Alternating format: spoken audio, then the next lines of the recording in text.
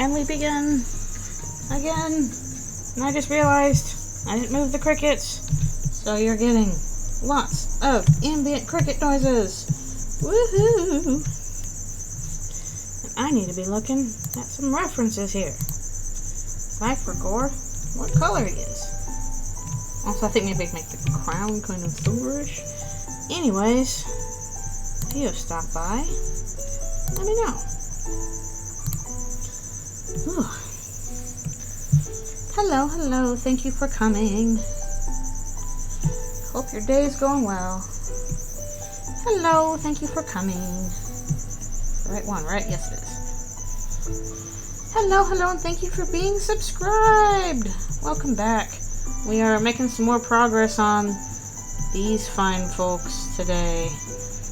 Mostly just going to be coloring on the big guys for Eldritchrune because they're going to take a while. And I realized I accidentally saved over the Spamton ones. I'm going to have to redo that, which is stupid.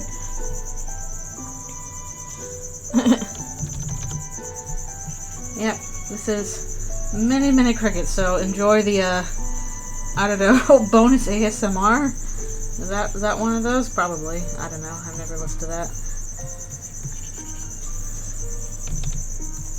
There's some kind of stuff going on here. Yeah, they've been very noisy lately, and I don't even, like, realize it until I'm like, oh, wait a minute, somebody else is listening to that. It's probably pretty loud, isn't it? Oh, well, oh, well. That and cricket noises, Undertale music, me talking. Perfect combo of noise. Probably not. One has to go. Which one goes? Everybody picks me. Like, you shush. Yeah, putting down the flats and all that stuff. Oh, nice, nice. Yes, come and join us. We are getting back to this. I'm trying to remember what color that everything. I think it's going to be darker though for that. Yes, the crickets are screaming again. If they're too loud, I will get up and move them. I just realized when I started. Oh wait, I forgot to move these guys, and they are having a little powwow, little cricket powwow. Going, ladies, ladies, please notice me, ladies. Notice my constant screaming. How could you notice otherwise? Yeah, it is kind of starting to get chilly out now. Yesterday I went and saw all the pumpkins at the art exhibit, and they were very cool. Well, I'm pretty sure that the ones there are like plastic molds of the actual pumpkins, because otherwise they would rot, and those are up for like a long time, so. I just realized I should have put, the blue first before that. Well, that's my bad. That's kind of a last minute thing since a friend had tickets and then she couldn't go, so she's like, you want to go? And I was like, yeah, that sounds fun. So I went. I'll call for that again.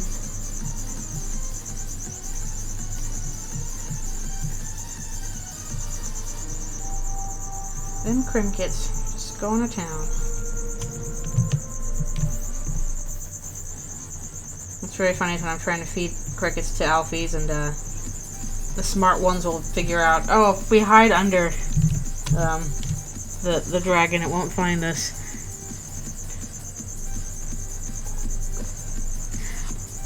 Yeah, it was fun. It's a lot bigger than I thought it would be, because I've only like kind of passed it and like, you know, just passing it on the other side of it when I'm walking through the park. So I'm like, okay, that looks neat. I should do that sometime. And I finally go and do it, and I'm like, holy crap, that is it's a lot of people.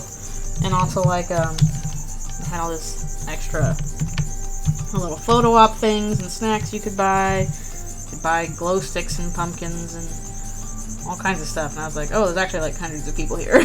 Okay, but it was fun. I should try and go again next year and actually plan to do that. I gotta figure out what color I'm gonna make all the creepy tentacles. The creepycles. So I could probably put some of this. Okay, no, that's alright. Well, make sure these are on a decent layer. You have like some kind of darker blue gems on these. Something like that. They use their Canon colors, but it's all desaturated and stuff like that. Alright, now I guess we'll do tentacles. Oh yeah, Dolly Parton does have a theme park, doesn't she? I have never been to that, but I imagine that would be interesting. Okay,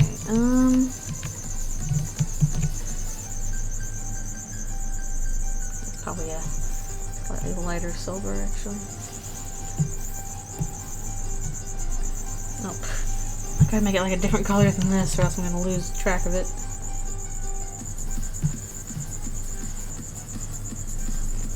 Whatever gray I put down first.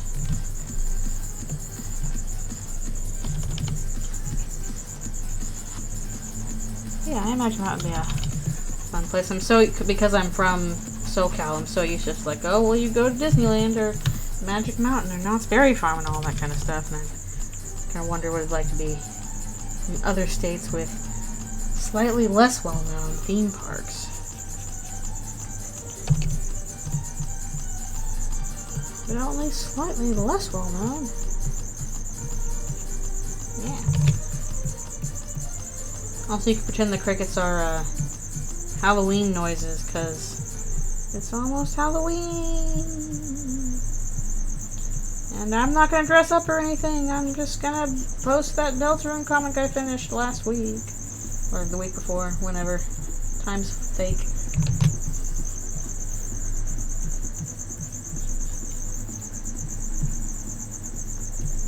Hopefully that'll be fun.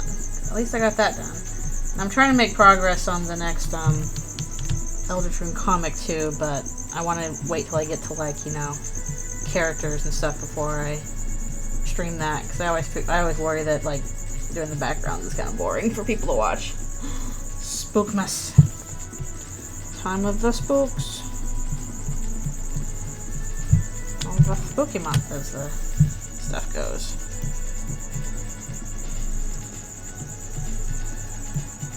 Also, it was a full moon last night, so that added to the ambiance of the event. It was pretty cool. Don't look at the moon. Hard enough to see the moon because I'm in a city surrounded by lights, so it's very hard to see night sky stuff. So it's a city surrounded by lights, and also it's often very cloudy here. So I'm like, stars? Nah, I have not seen them in forever.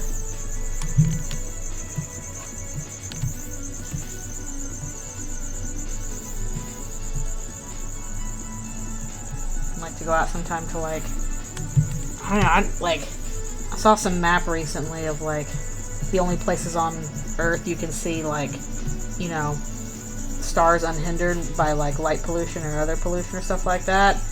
And it is shockingly small. It's pretty much like up in the mountains or in the middle of the ocean. And those are your two options. And even in the middle of the ocean, you gotta go, like, a ways out the ocean. You can't just go on, like, a cruise ship and go see them. It's depressingly small. You gotta work for it now.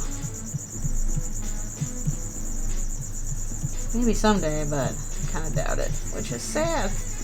I feel like the closest I'll probably ever get to that is, you know, do like little school activities where we go out to an observatory where they try and, you know, they purposefully build those kind of out of the way and up high so that they can get a better view of the sky, and those have nice night skies. Not the nicest, but decent. Well, the thing is, the cruise ship crew is not going to do that. They stay pretty close to land. I'm not even sure how much fuel they have in terms of, like, going all the way out to sea. I mean, I'm sure they have plenty of fuel, but giant boat, I'm sure they go through it also pretty fast. I have been on a cruise once, and it was fun. Don't know if I'll do it regularly, but I'm glad I had the experience.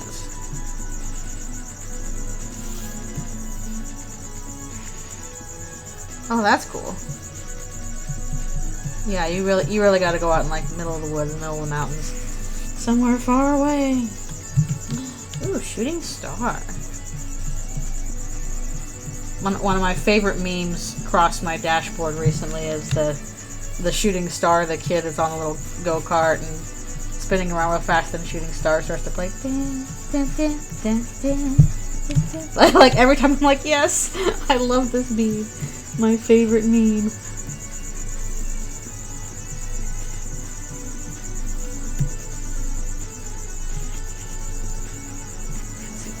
Front. Like I remember when I was a little kid, I feel like there was like one summer when they're like, oh, you know, there's going to be a lot of shooting stars that happen in August. There's like a little meteor shower that happens. And I think one time, maybe it was a church event or something, we were out, not super remote, but you know, close enough that we were supposed to be looking for shooting stars and meteors. And I don't remember if I saw that many. Yeah, that would be cool. The hard part would, like, I don't want to, like, go around and exert myself too much. I just want to be like, okay, I've set up the camp and we're going to do our regular campy stuff. I just want to stargaze at night. That'd be very nice. But it'll be very cold. It'll be very cold. I think the last time I went camping with my family, this was in California too. It's not like it was a very cold area.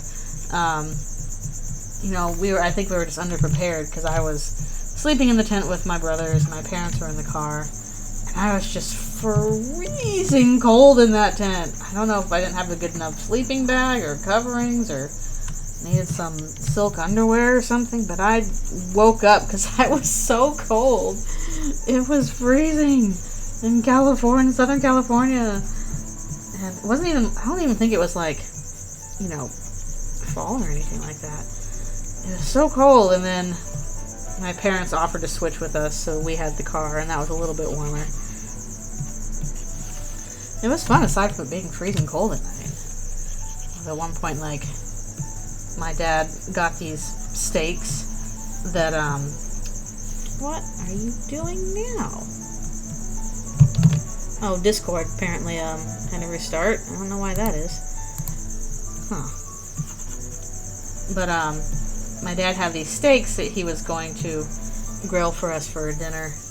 You know, got them specially bought and stuff. And as they were being set up, they fell off the grill and into the dirt. And we were all just like, just wash them off. We don't want to, like, who cares? We'll wash the dirt off the steaks. We're going to cook them anyway. So we just did that. They were still pretty good. Because we had paid a bunch for that. We didn't want to not have them.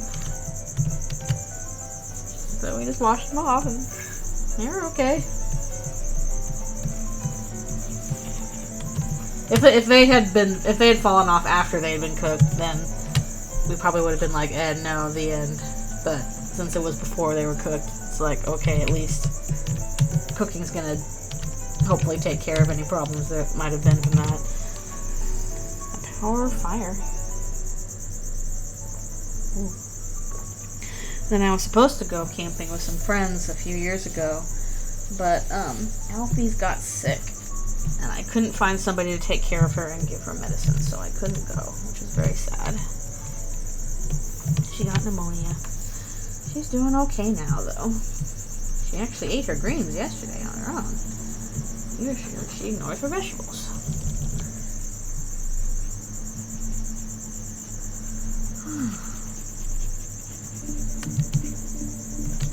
Supposedly, fall's a good time to go camping, but also, yeah, it's super cold. Yes, maybe in the future. I have some camping gear I never use because I was like, okay, I haven't been camping in a long time. I better, like, I'll get a tent and a chair and, you know, a really nice flashlight and other stuff. And here's some better shoes, some boots, and blah, blah, blah. Didn't use any of it because I was like, I can't find somebody to watch her because all the friends I would have to watch her are on the camping trip.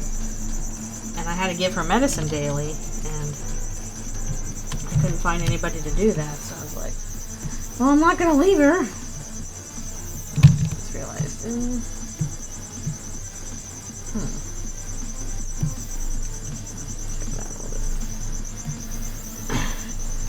yeah, Alfie's doing okay.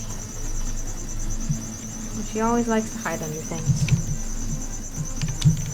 I need to figure out what I'm doing. Also, might mess with this a little bit. Unblocked. I wish you could do like masking layers on top of masking layers and things. That would be cool. What happened there? Okay, I did not fill that in. Why are you not filled in?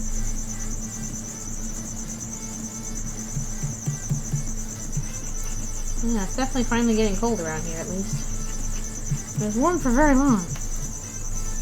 Also, if the crickets are too loud, let me know and I will get up and move them, because I'm realizing they might be very loud now.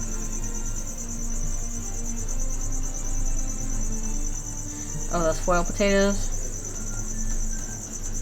Yeah, they're basically you know, like, I think it's broiled potatoes, grilled potatoes, I don't know. The thing you do with potatoes. Potatoes!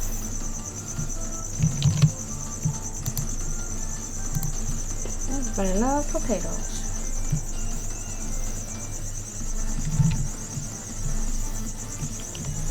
Yeah, those are pretty good.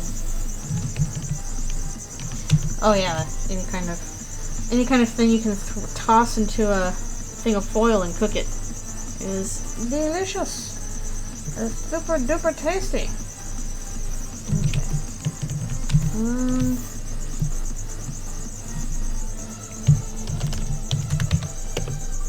I have to figure out how we're coloring all this stuff in.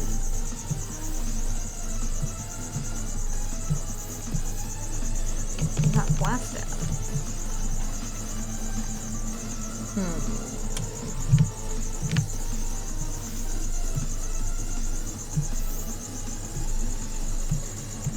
Got these on separate layers. Still got all those apples from the apple farm I need to finish off. I keep forgetting that. Use my caramel dipping sauce for them. Which is appropriate for fall.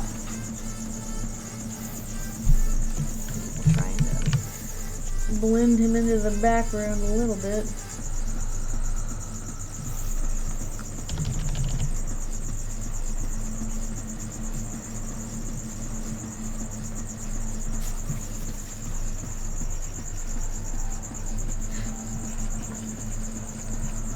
Like coming out of the earth there. Am I? No, I don't think I'm. For some reason I thought I was painting over the spades, but I'm not. That is incorrect.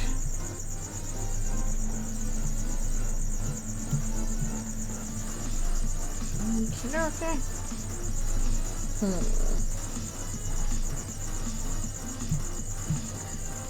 Got all that going on.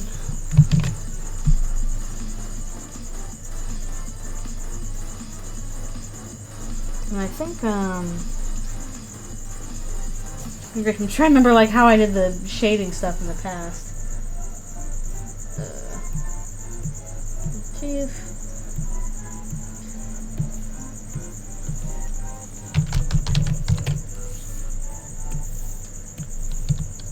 Trying to add a bit of a textury stuff before we get to that multiply layer. The glorious multiply layer. Thank you, multiply layer. Hello everybody, my name is Multiply Layer. Oh. Welcome back to I'm gonna make this drawing easier to do. My favorite YouTuber, Multiply Layer. Exactly. Multiplier. I'm pretty sure that is the joke of Markiplier. My other favorite YouTuber, overlay layer.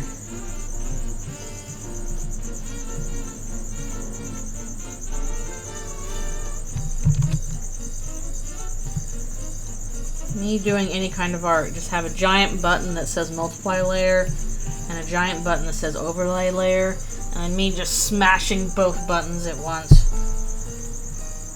And then a smaller button for unnecessary rim light appears and I smash my face into that. Color theory.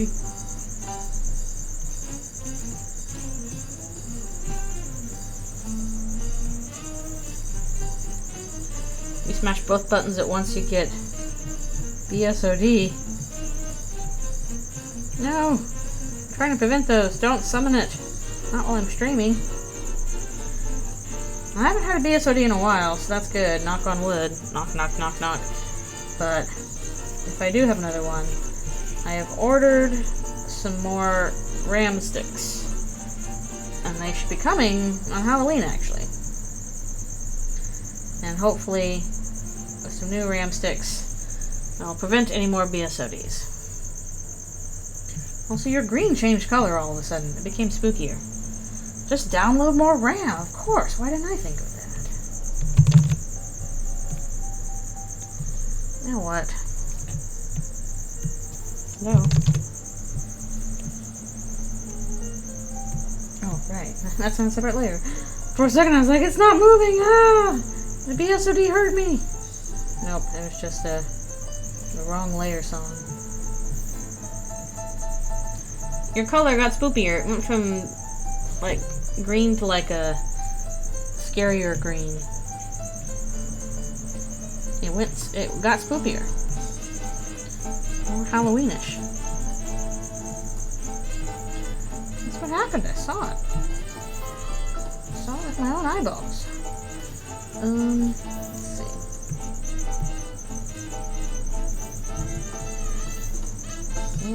Okay, we'll do the gums too. The gums on the layer. Seasonal green. Discord has been doing a thing where apparently, if you call somebody, instead of playing the usual like boop boop boop boop boop boop Discord noise, it plays like a scary, spooky noise.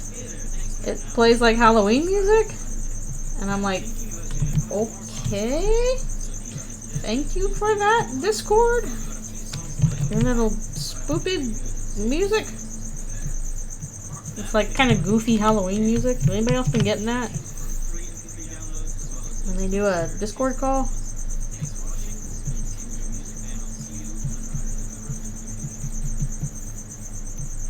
Are they gonna change it to like a Christmassy one when when holidays come around? Yeah, I don't usually do like the group calls or anything, but I have like one person that I call all the time on Discord, so.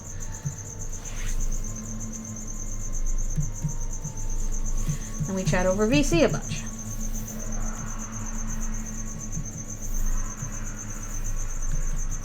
But that's just the one person. That's the only way I've noticed is I call that person every day and I'm like, wait a minute, the ringtone has changed to spoopy.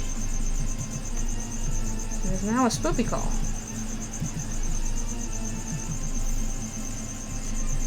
And we'll just make even crustier looking grums. It's not gums, they're grums. Brush your grums! Look at this terrible grumgavitis. Absolutely terrible.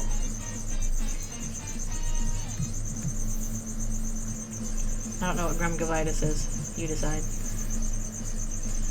Yeah, floss is important. You gotta floss. I know it's not fun, but you should do it. Okay. Blech. He definitely has floss. Ooh.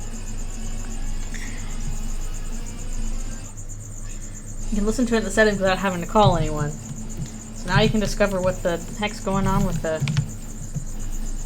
I should do a little lighter on this one. Oh, it's on the teeth. Now I can hear what the spooky Discord call is.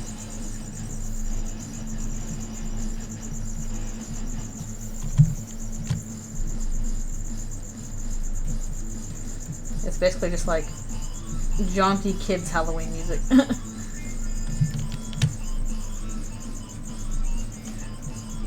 Let's listen to the spooky call.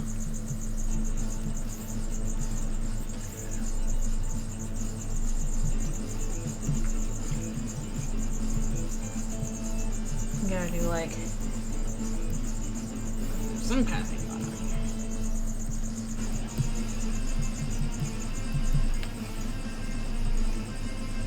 You know, it's in Pokemon Go, it'll play a Lavender Town remix. Oh no, I haven't. I usually have the sound off in Pokemon Go. I'll have to turn it on and listen to it. The call was coming from inside the house.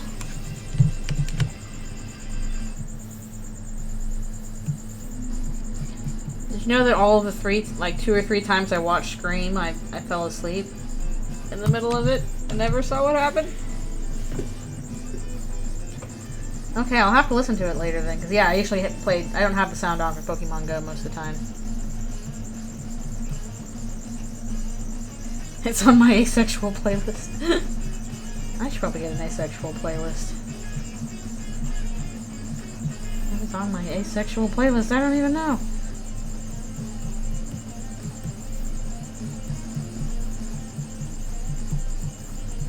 I'll need to stop soon and do my thing. It plays it sometimes. I swear I should have done a separate layer for that. Teeth. Oh well.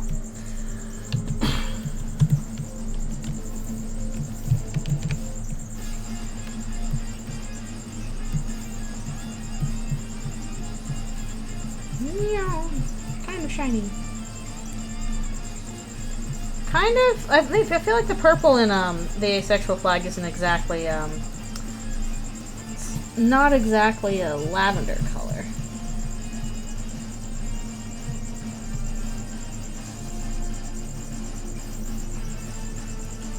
Well, if it feels like it, then that's all good. Any song can be ace if you try hard enough.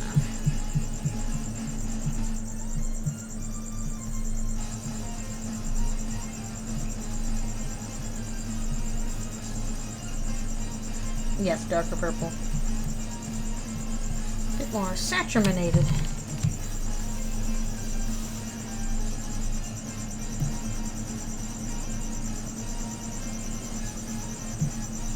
Go back over here with some... Computer, stop being so loud. Here it is. Ugh, I need more emotes, Twitch emotes, so that I can do East flag stuff. Alright, we're making progress. I'm gonna stop and stretch.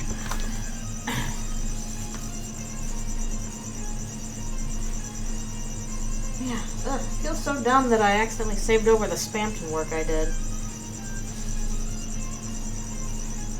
Huh. That's so weird. I wonder why that is. Nobody can get the purple right. Like your brain stops at black, gray, and white. But we need the purple.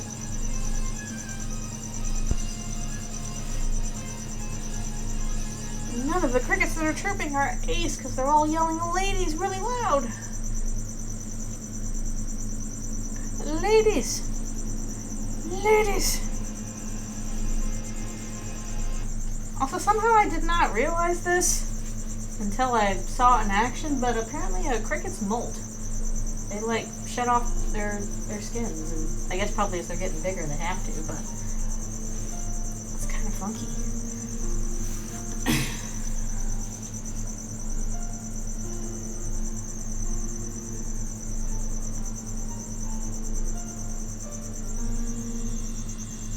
That's weird. I wonder why the colors are wrong. Ace flag, you deserve better.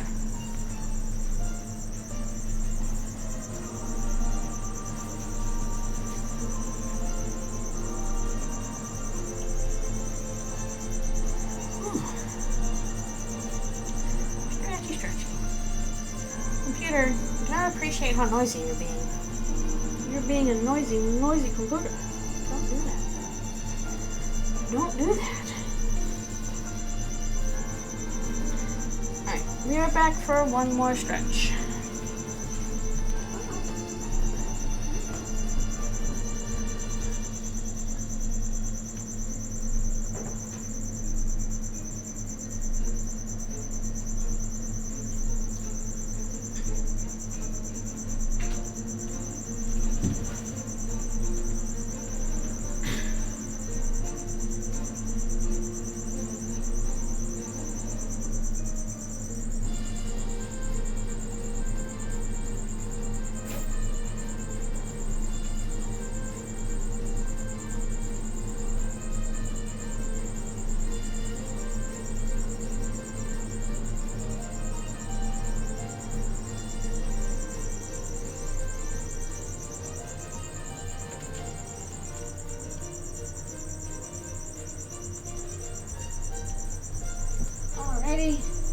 And I return.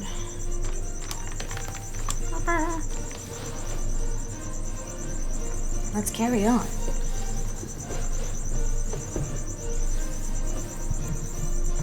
Man, I still have some of those donuts I got last night. I'm wondering if I shouldn't heat them up at some point and finish them. Because what made them really good was that they were just like super fresh. And they were like kind of warm and soft and all that. Warm, soft sugar. And I should not have eaten them because I wasn't actually hungry. So I was like, but I really want these donuts. Blah, blah, blah, blah. I feel bad, but I can't stop eating them because they're really good. I paid $10 for you. Please.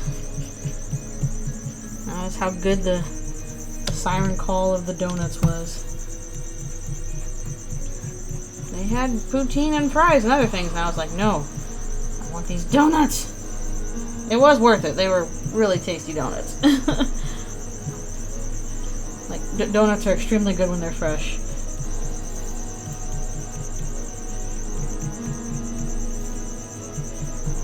Well, man, if I had known there had been snacks there, I wouldn't have gotten a coffee first. I was like, oh, I'm gonna be out and it's cold. I better, like, get myself a coffee or something before I go. I did, and I get there, and it's like, here's hot drinks, here's donuts, here's fries and poutine, here's, I don't know, chicken and stuff. Grab yourself a snack. And I was like, oh, well, if I had known that.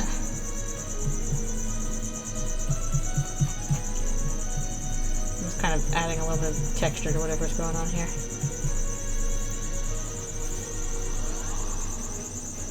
Yeah, of course, they're, like, dentists are not immune to thing tastes good. Like, just brush your teeth afterwards and floss. That's what you should be doing.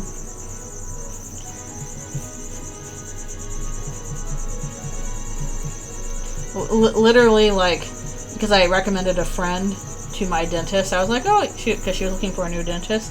And I was like, oh, I'm pretty happy with the service I'm getting at, you know, this place. And I guess she went and started going to dentist there. They sent me thanks for recommending us, yay, card. And there was a Starbucks gift card in there. So I'm like, sweet, time to get some sugary coffee.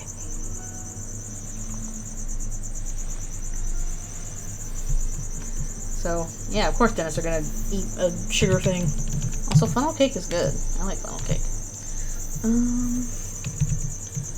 Do like a slightly...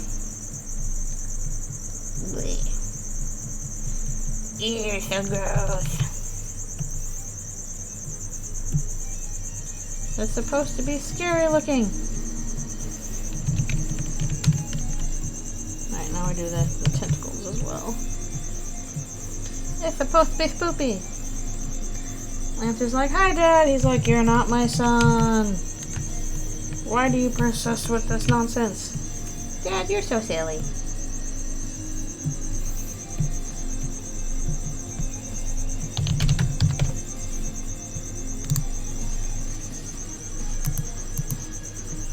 Works. I feel like I haven't been able to type very well lately. Like, I'll be typing stuff out, and whatever I'm typing will just, like, I'll just kind of type the wrong word, but that sounds kind of similar. I'm like, why did I type that?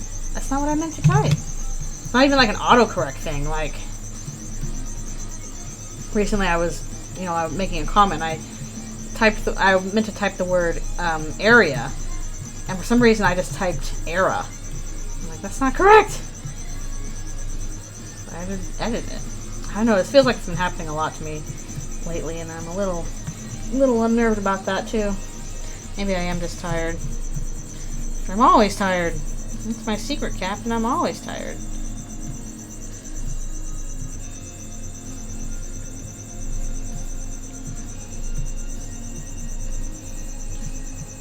I feel like I'm having to like focus so much more on what I'm typing these days just to make sure I don't mess up words that way.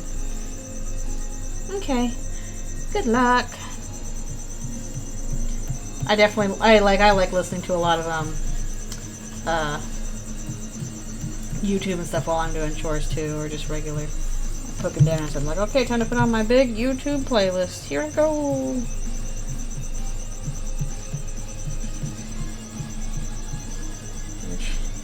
I've become very thankful for like wireless headphones while I walk around and do chores and stuff. You know, thank goodness I don't have to sit in my own thoughts for too long. Can't bear that.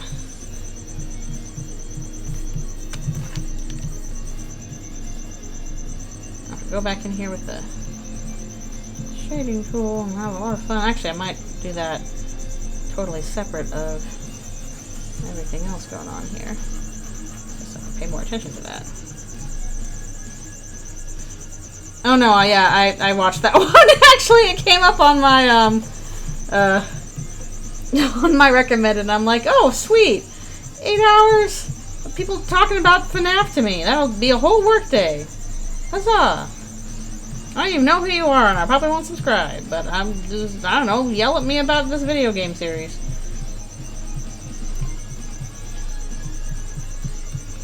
So, that is to say, yes, I've seen that one.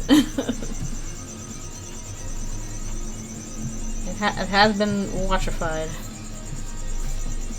I should probably, honestly, I should probably, like, as like a Christmas gift or something, actually subscribe to Nebula, because I'm like, okay, a lot of creators that I actually watch are on that platform, and, I prefer, you know, money going to that instead of going to YouTube, obviously. So I should probably just do that at some point. Keep putting it off. Okay. I hope this looks okay. It's kind of like a mess a bit. Maybe I should, I don't know. A bit more like volume to it, perhaps.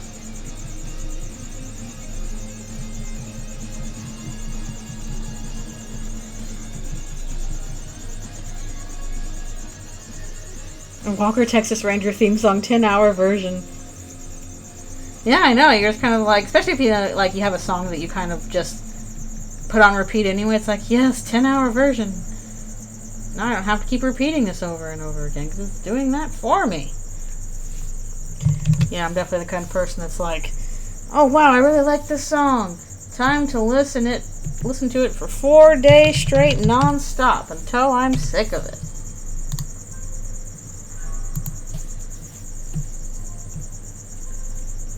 That's how you listen to music, right? Just full week of listening to it over and over.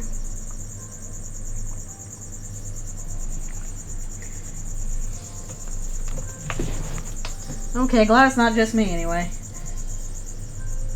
I'm going to turn off colors and just focus on the shadows here.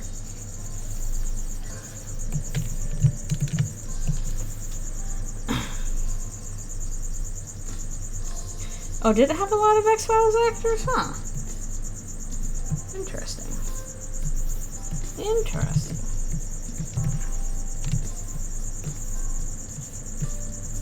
Why does it keep going to that? I'm sure there must have been a lot of other things that, like, X-Files actors were in back in the day. I never saw Walker Texas Ranger, but I know it was advertised a lot.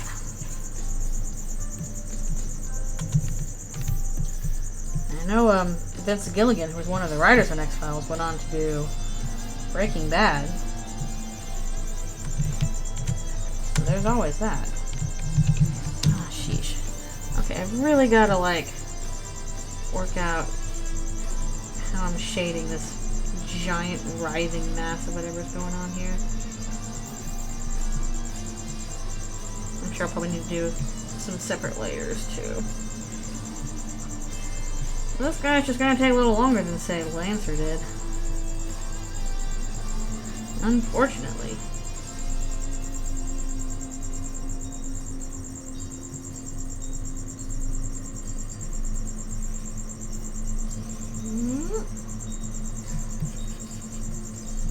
Kind of feeling out how to do shadows.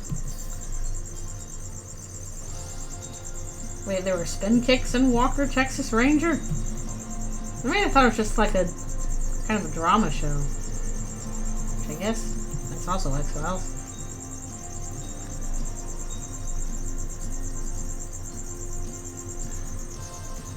What? No! It is a spicy word. I wasn't a no roamer. I was a shipper. That's the origin of the word. It came from the X-Files fandom. And now you know. I wanted Mulder and Scully to get together. I did. And then they kind of did at the end. I wrote so much X-Files fanfiction back in the day. You were never going to see it because it wasn't very good. That's why it was just for me. Well, it wasn't just for me, I did post it places, but you're never gonna find it, haha. Probably because those places, like, probably don't even exist anymore. They are probably lost to the internet's accessible only in the Wayback Machine.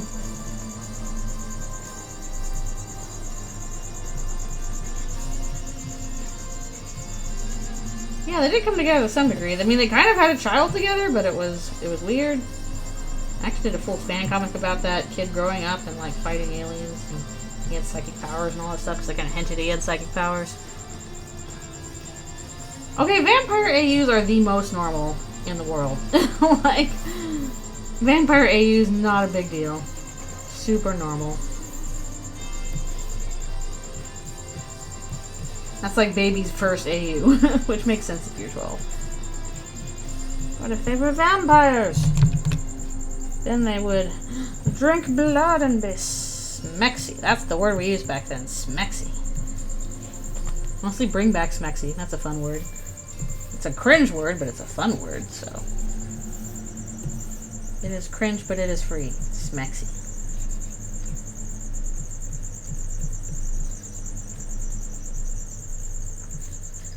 The age of calling them things like lemons and limes.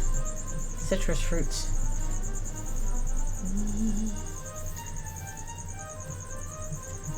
Well, I hope this is going to make sense by the time I finish drawing it. It better make sense to me.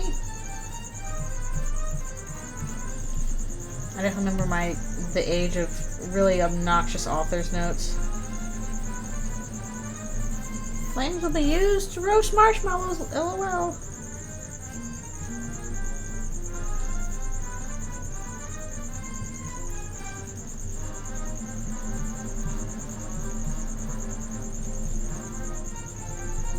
I remember I got an email back from a medical student in New Zealand on one of my fanfics, and that made me so excited. That, like, made my week. Penguins in Madagascar fanfics. You're safe. They're in Hungarian.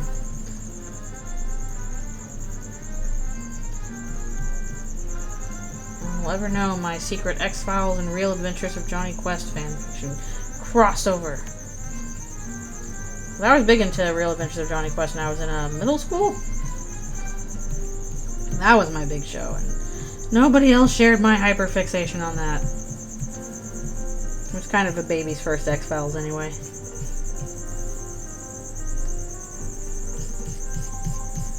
I'm surprised they haven't rebooted that show. because that itself was a reboot of the 60s show. And, I haven't seen a reboot since the 90s reboot.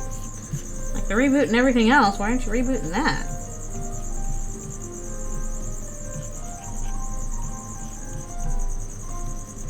I love that theme song for it.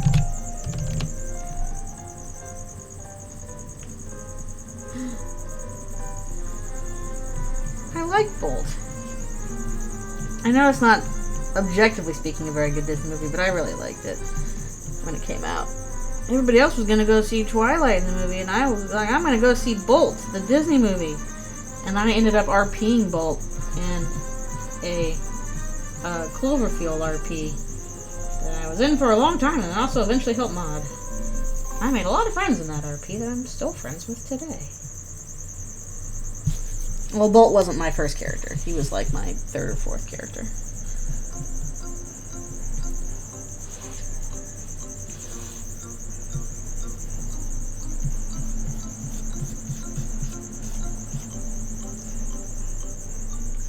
Maybe one day. That's always hard when you're like, oh, I gotta do this one, and there's never enough time. My problem is like, shoot, I barely even write anymore. I mostly just draw all my fanfics, and that means it takes 10 times as long. Oh no! I can't help it, I'm picturing everything visually. Well, it makes sense in my head if I can draw it. I like to write, for sure, but I like to draw. Visually represent things, too.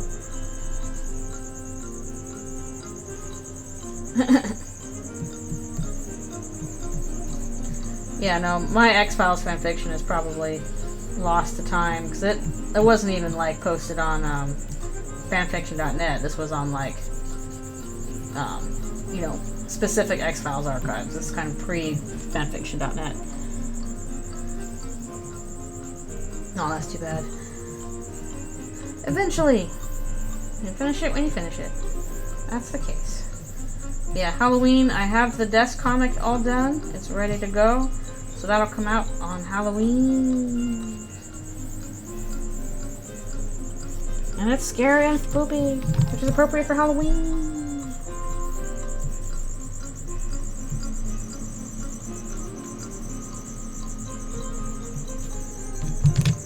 Sure that I am doing this properly. How there was fanfiction for FF.net. Yeah, it was often through email. You either had dedicated sites to it, like sites that people would just make, and they would be archived, and you could submit your fanfic to it. Or it was email mailing lists, where you just sign up for a mailing list, and like you send in your thing, and then at like end of the week or end of the month, the list goes out. And you can read whatever's on the thing that you want. But yeah, there were archives on the web before fanfiction.net. They just were not centralized. They were specific for the fandom. Yeah, like if you're talking pre-internet, then what you had was zines and like stuff you would send physically through the mail. This is before the internet. This was actually like a pretty risky thing to do. Like you could get like fired or harassed if you know, were writing Spock and Kirk fanfiction back in the day. It was considered very, very weird. Very, like, abhorrent kind of thing. So, salute to our fanfiction grandmothers of decades past. So dedicated, they risked their jobs and their marriages and all this other stuff to write Kirk and Spock kissing each other and send it to each other through the mail. Okay, the 90s were not that great. Like, they just were not. I mean, like, when I was growing up, I just did not know what a trans person was, because nobody ever told me. Like, queer, rights were not really much of a thing. Like, you kind of knew they existed, but I was like, oh, that's like love the sinner, hate the sin kind of thing. Like, that was how I grew up hearing it. Yeah. Well, in the 60s, yeah. Like, it was pretty harsh. And it's not even so much like a law thing, it's just like a social thing. Like, you are socially ostracized for it. Like, something doesn't need to be a law for it to be harmful to your life or your job. Yeah, like, in the 90s, like, rampant homophobia, transphobia, like, there just, I did not hear any of that growing up. I didn't know that being ace was a thing until I was well into my 20s. And I am ace. I just thought there was something wrong with me. So, for as much, the things that I, like, miss about the 90s are being a kid and not worrying about what was going on in the world and just kind of worrying about, you know, my own things. You know, whether I do well in school, whether I got to have fun at this or that. Like, your worries are a lot less, you know, big and, like, pertinent when you're a kid, and therefore everything seems nicer, but, like, it's an illusion. Like, life was not any super better in the 90s. I mean, actually, it probably was easier to buy a house, but as a kid, I wouldn't have dealt with that anyway. But yeah, you have nostalgia for things, not because things were actually better, but because when you were a kid, you don't have less responsibility. You don't have to worry about as much when you're an adult. And people miss that. In terms of the world used to be so much better back then, not really. Maybe some things were better and some things were worse, but it was, the 90s were not some magical time when everything was great. They were the magical time when I was a kid and therefore didn't have to worry about things. That is what people miss. The 90s did have some cool gaming. I did not know because I didn't have consoles growing up. My parents were not really fond of video games, so we did not have consoles. Basically, we did not have a console until, like, my youngest brother had a rich friend who got him a N64 for his birthday. Parents wouldn't have gotten that. And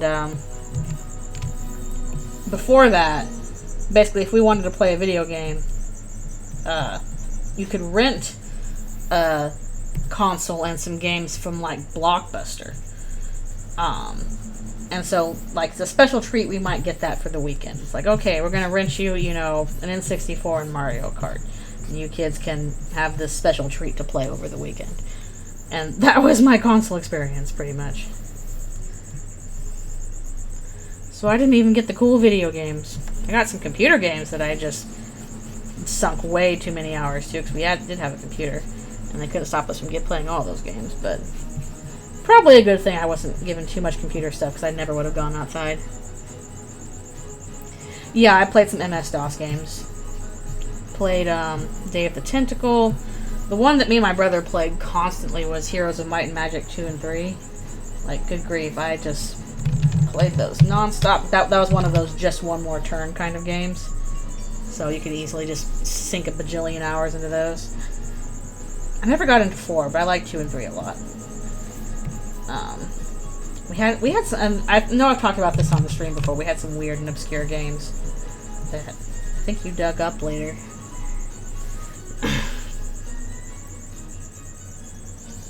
Yeah, and also, like, social media makes it so, like, you hear about horrible things happening everywhere in the world, as opposed to just the horrible things that are happening close to you.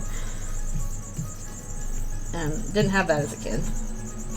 But I'm pretty sure those things were still happening when, you know, I was a kid. Let's see. Turn this back on and see how it goes.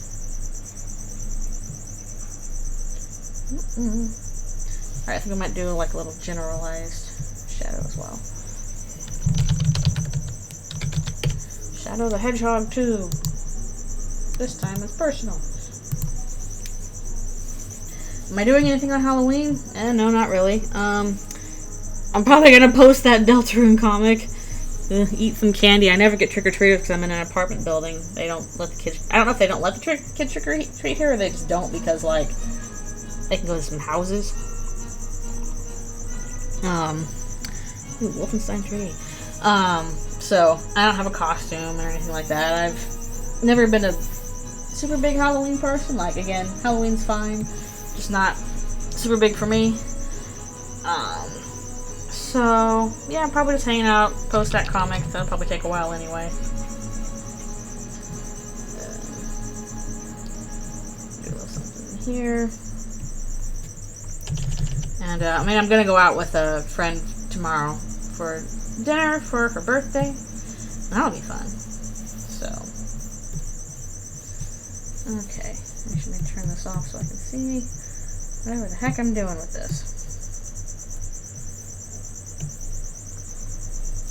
That's true. I did buy a bunch of candy that's probably just for me. I'm like, oh, I got this just in case I get trick-or-treaters. I never get trick-or-treaters. I'm like, whoops, I somehow have all this candy. No one here to eat it but me. Wah, wah, wah. Yep, Halloween-themed snacks. Maybe I'll watch a spooky thing I have over the garden wall. I wouldn't mind rewatching the Spamton sweepstakes, because those are pretty fun. And, we'll see. Probably working most of the day anyway, so. What's my favorite candy? Let's see.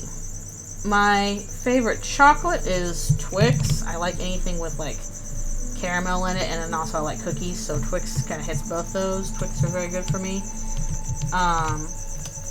And then I also like other candies I like. I actually really like Twizzlers. Nobody likes Twizzlers that much. They were making fun of me for liking Twizzlers, but I like Twizzlers. In terms of Halloween candy, I like Dots. Those, like, I only see them around Halloween. I think they're basically like, you know, the rainbow Tootsie Roll kind of stuff, so I like Dots. I like Swedish Fish. What other chocolates do I like? Like, the only Hershey's I like are those cookies and cream Hershey's. Like, regular Hershey's is a little hard to get through, but the cookies and cream ones are really good. And, yeah, Twix favorite candy bar. Otherwise, I do really like, I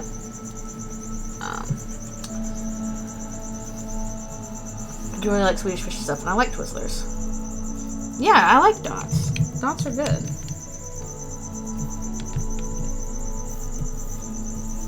Give me a big thing of Dots. They're a little bit hard to eat, because they're basically like gumdrops, but really, really thick. But I like them. I'm fond of Dots. I don't like, Snickers, because I don't like peanuts in my chocolate, so I always have to give other people my Snickers, because I'm like, sorry, I don't like peanuts.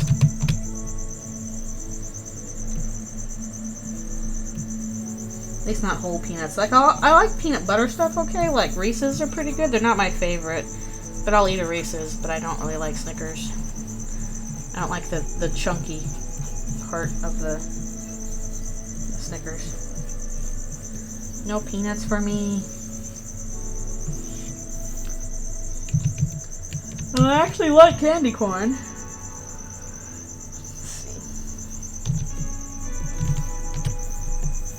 They're like, ew, candy corn. I'm like, no, I like candy corn.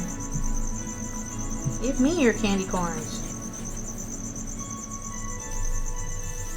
Yeah, there you go. You can give me all your caramel stuff, and I will take and you can take all of my stuff with peanuts in it.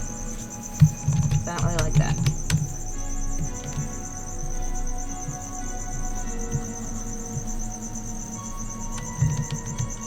Caramel is so good. I am very fond of caramel. I like those Werther's, which is old people candy. But they're good. Give me caramel things. Okay, I think is that it for that? I think we about got the shading and stuff done. At least on that end. I do like Three Musketeers. Three Musketeers are pretty good. It might be time for me to stop and stretch again. I'm trying to decide. Werther's! I know they're old people candy, but they're good. Probably it's because, like, when we were in Germany when I was a little kid, my parents would get bags of Werthers, and if we were ever a little fussy on, you know, a long trip or a train, it's like, here, have a Werther's. And we'd be like, oh, yay! And, you know, you can't talk or make much noise when you have a hard candy in your mouth. So it would quiet us down for a bit. Because you're going nom, nom, nom, nom, nom on the hard candy. That and the Haribo gummy bears, which are a special treat. An entire bag of Werthers, I feel like that might be a bit too much. That seems like that would be kind of exhausting.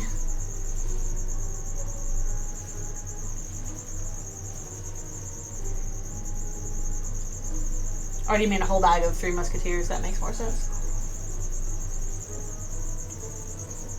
Yay! Yeah, you can find Haribo gummy bears here, but they're not as common as they were in Germany. Steal all the hard candies and put them in your pocket. Naturally.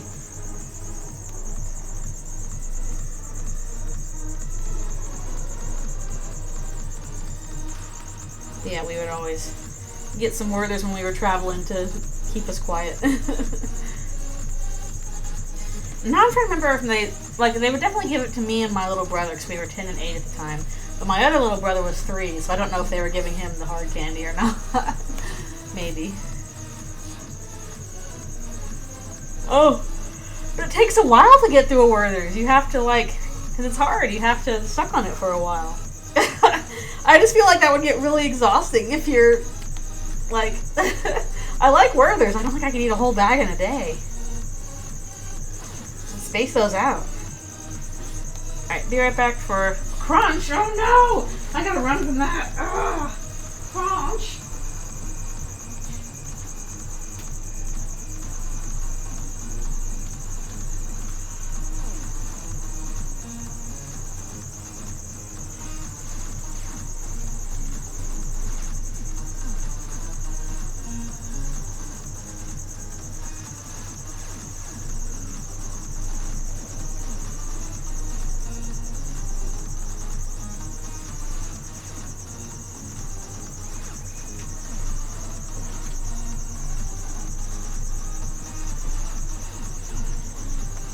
I don't know if I could crunch. I don't think you should crunch Werthers. Oh, nice. I've never been to a Haribo store. I've just seen them around. Ah, crunching hard candy. Please do not. Oh, that's terrifying.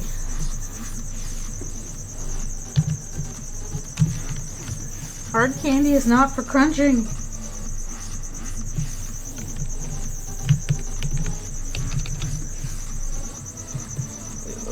Check some stuff up here.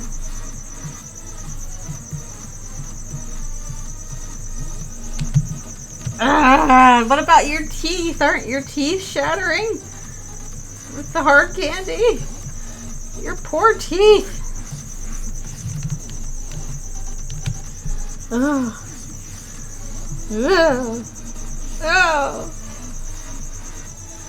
Let's play the sound of people chewing hard candy. Oh, I know. I know, I know.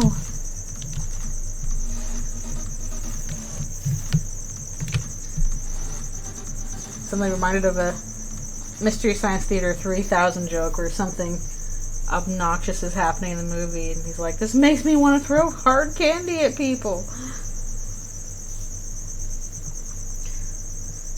Yeah, see, I don't think, it feels like chewing on a hard thing is gonna mess you up somehow. I don't know. It's probably an overblown fear, but it feels scary. It feels scary. They're supposed to be enjoyed slowly.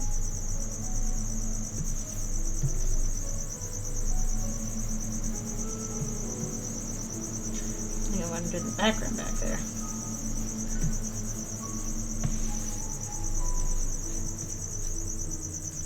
Yeah, that is true. I've always, like, you know, I've had that time when you're eating, like, a thing of chips, and then you hit the chip just wrong, and it, like, pokes your mouth, and it's like, ah!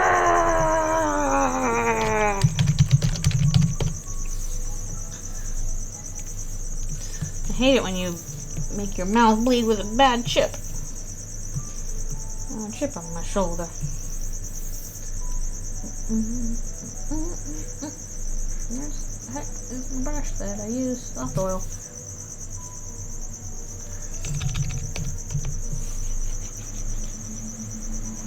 One time, I was at the movie theater, and we were watching a movie, and I had gotten a bag of Sour Patch Kids. And for some unknown reason, I decided I really wanted to draw out these Sour Patch Kids. So when I was eating them, I, like, sucked all the, like, sour sugar off the top before actually eating, like, the candy itself. So I'd get, like, you know, get all the sugar off, and then I eat the candy part. And I did this for every single one of the Sour Patch Kids that were in the bag. This was a horrible idea, because I really hurt my tongue doing this. Sucking out all the, like, sour sugar, you should not do that. It destroyed my tongue. Like, afterwards I was like, ow, ow, why did I do that? This hurts. So if you have sour candy, you're supposed to just eat it. Don't suck the sugar off. Terrible idea. Ruined my tongue. I'm pretty sure I just took a layer of flesh off of it. It was so bad. It's so bad. Let's see. Do an overlay. I mean, it was, at the time I thought, oh, this is fun. I get, like, you know, the sour sugar and then I get the regular candy. No. But it ruined my tongue.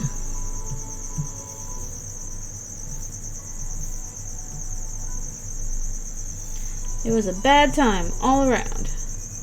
Okay. That.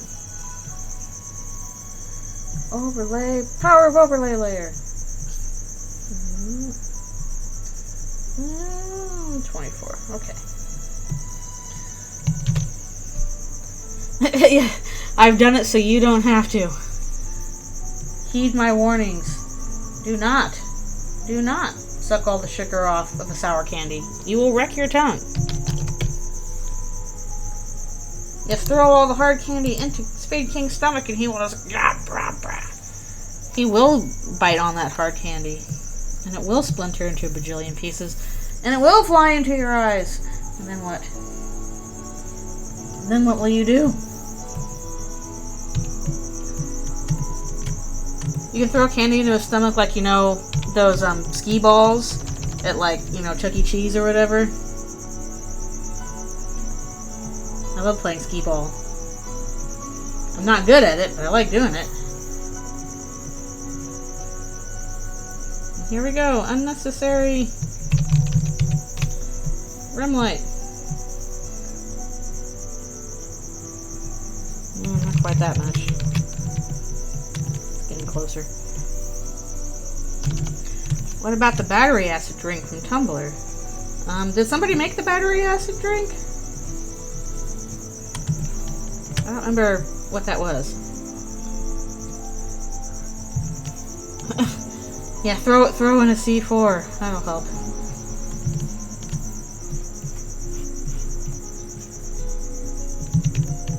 There's got to be like some kind of I'll have to figure out how they actually beat King. I don't know if I'll draw that scene, but it'd be nice to at least know how it happens. Because I imagine he's going to be very, very difficult to fight.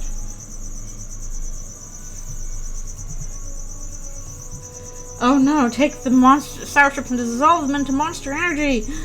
Doom! You doomed us all.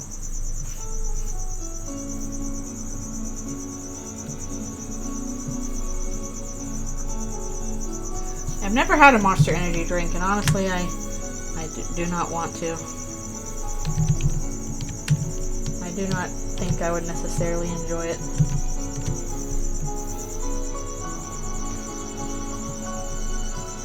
Okay, as I'm coming up on finishing this guy, because I'm close to it, who should I go to next? Should I go to Queen or Jebel?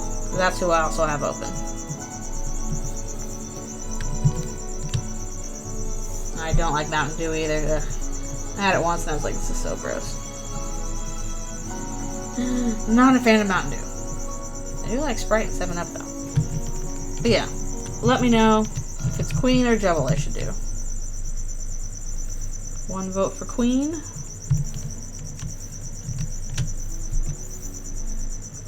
Anything else? Queen? Queen? Okay, sounds like Queen. I'm gonna have to do the base thing for her because unfortunately I was not able to do that yet. I could not find the original line art for her to reuse. I looked everywhere and I couldn't find it. I have no clue where I saved it. So, I'm gonna have to, so I had to end up, I ended up having to trace it. But that's okay. I can trace my own stuff. It's allowed. Because I say so. But okay, Queen is next then. Yeah, I'll have to do the base for her first, so we'll do that. I'll have to go back and fix Spamton because I accidentally saved over Spamton with Queen. Which, I don't know, feels kind of appropriate? Maybe not. Maybe it should be the other way around actually to feel appropriate.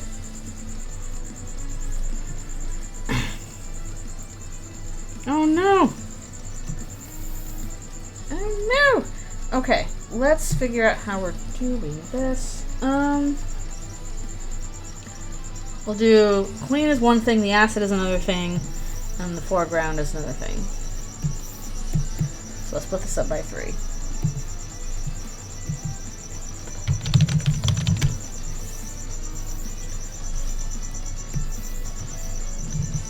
Yeah, I ended up having to, unfortunately,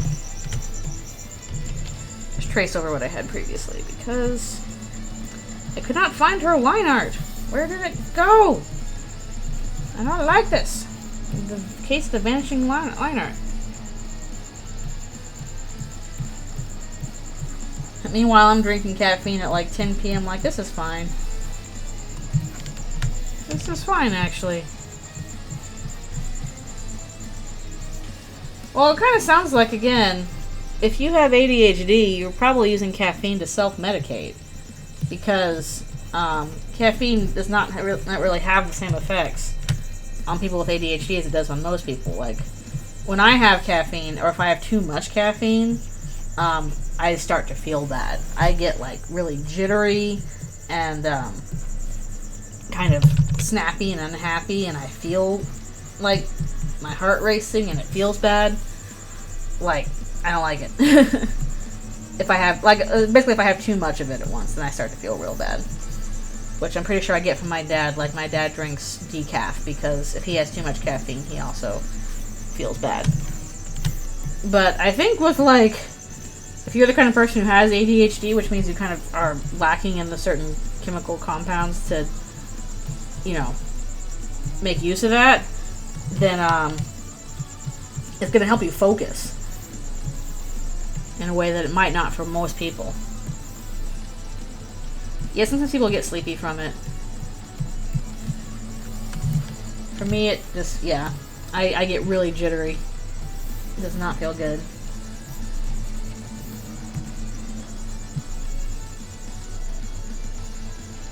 Yeah, it felt bad. Like, if I have way too much at once, to the point where I'm feeling jittery, I do not feel good. I feel kind of like antsy, and while I'm productive, it's not necessarily a good productive. I'm often just like, I physically don't feel very good. That's why my morning drink of choice is hot chocolate, not coffee. I'll have coffee sometimes. It usually is like kind of a treat. I have like, I'll usually get myself a Starbucks Frappuccino as like a dessert kind of thing. Because it's like, oh, yummy and sweet. I'll have that for dessert. But, I can't have it constantly, or I will feel bad.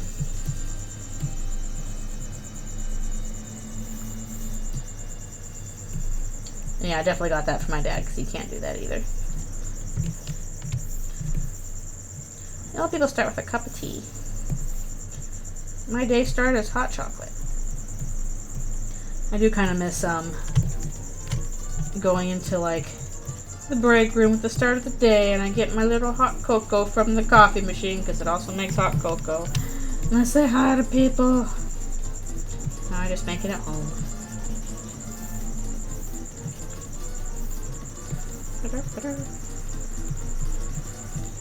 Although in some cases I think some teas have even more caffeine than coffee. Not all of them, but some of them. Cappuccino.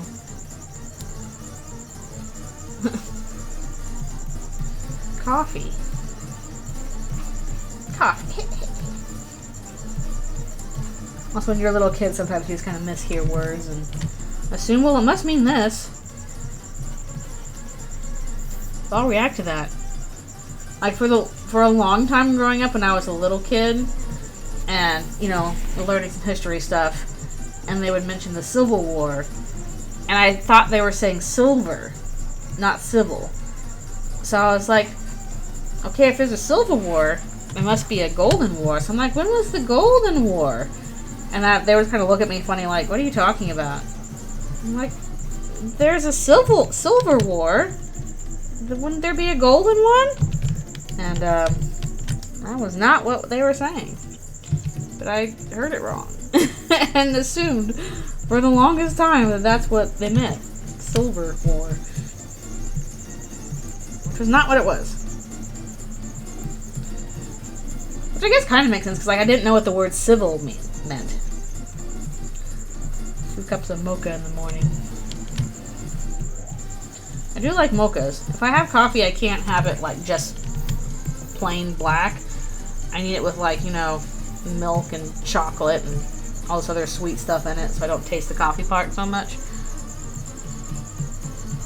Kind of the same with alcohol. I don't like the taste of alcohol, and so I'm like, this is not tasty. I want to drink this only with the other tasty stuff in it.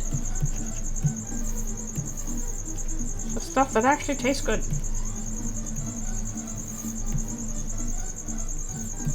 I don't know, I guess some people actually like that stuff. Enough for plenty to eat it.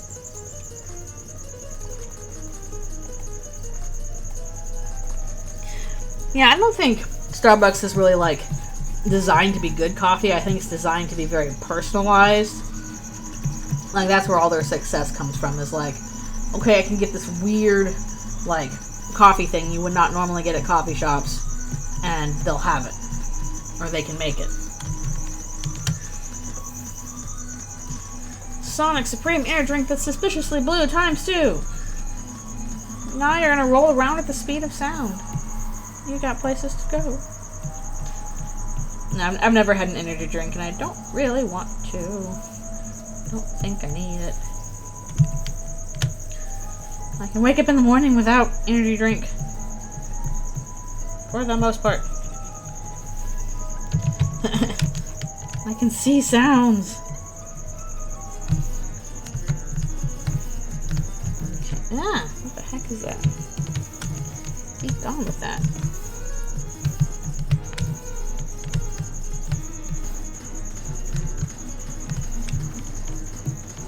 I was gonna do that. I always wonder what it'd be like to have, what's that condition called? Synesthesia, where, like, you can taste sounds and hear colors and all your senses are a little bit mixed up.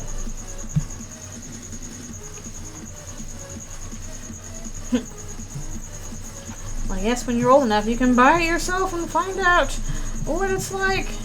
Even though it sounds terrifying. Transgender energy drink. Transgender. I don't think it works. Transgender. It sounds like an RPG of some kind. Not taurine. Ouch. Ouchie, ouchie. Take care of your kidneys. Important. You only have 2. Oh, is that what it is? I guess that makes sense. As does green tea. Okay. Select all that. We'll expand. I want you to know the difference between all the different various teas. But I do not.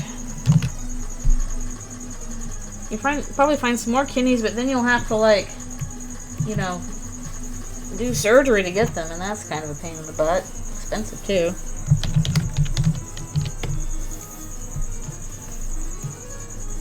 You can only have one. Let's see. I'll have to erase some of that, actually. That's going over the edge.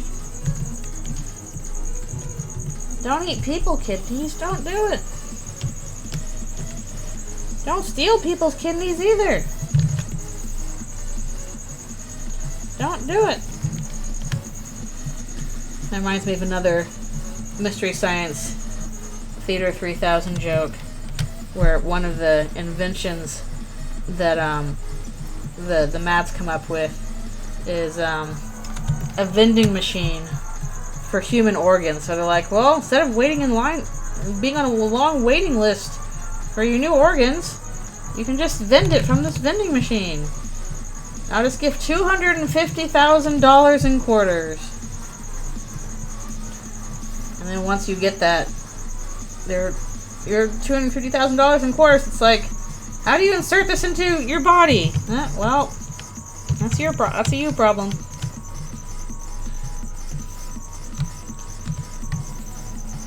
I don't think I would eat a human kidney, but apparently, stuff like kidney and liver is supposed to be very high in iron, so it's good for you, but I still don't want it.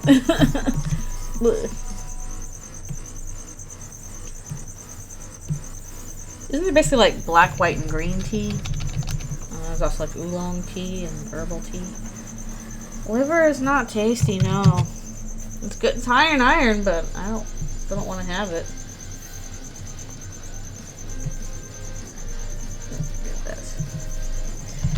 Acid base? That's a contradiction in terms.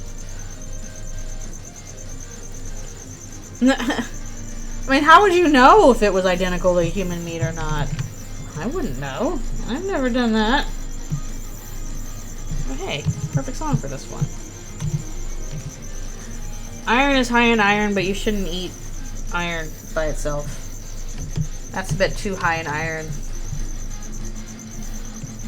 That's a bit too much.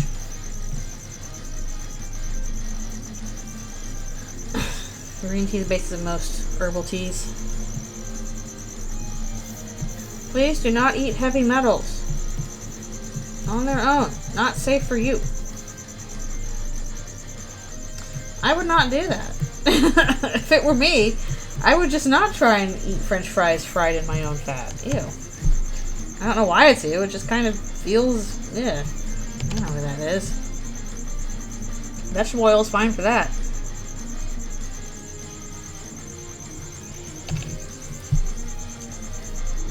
You get a foot removed. Ugh. Ugh. I guess you can do what you want if you have that kind of stuff, but I don't know. So wait, did he like make his foot into a taco?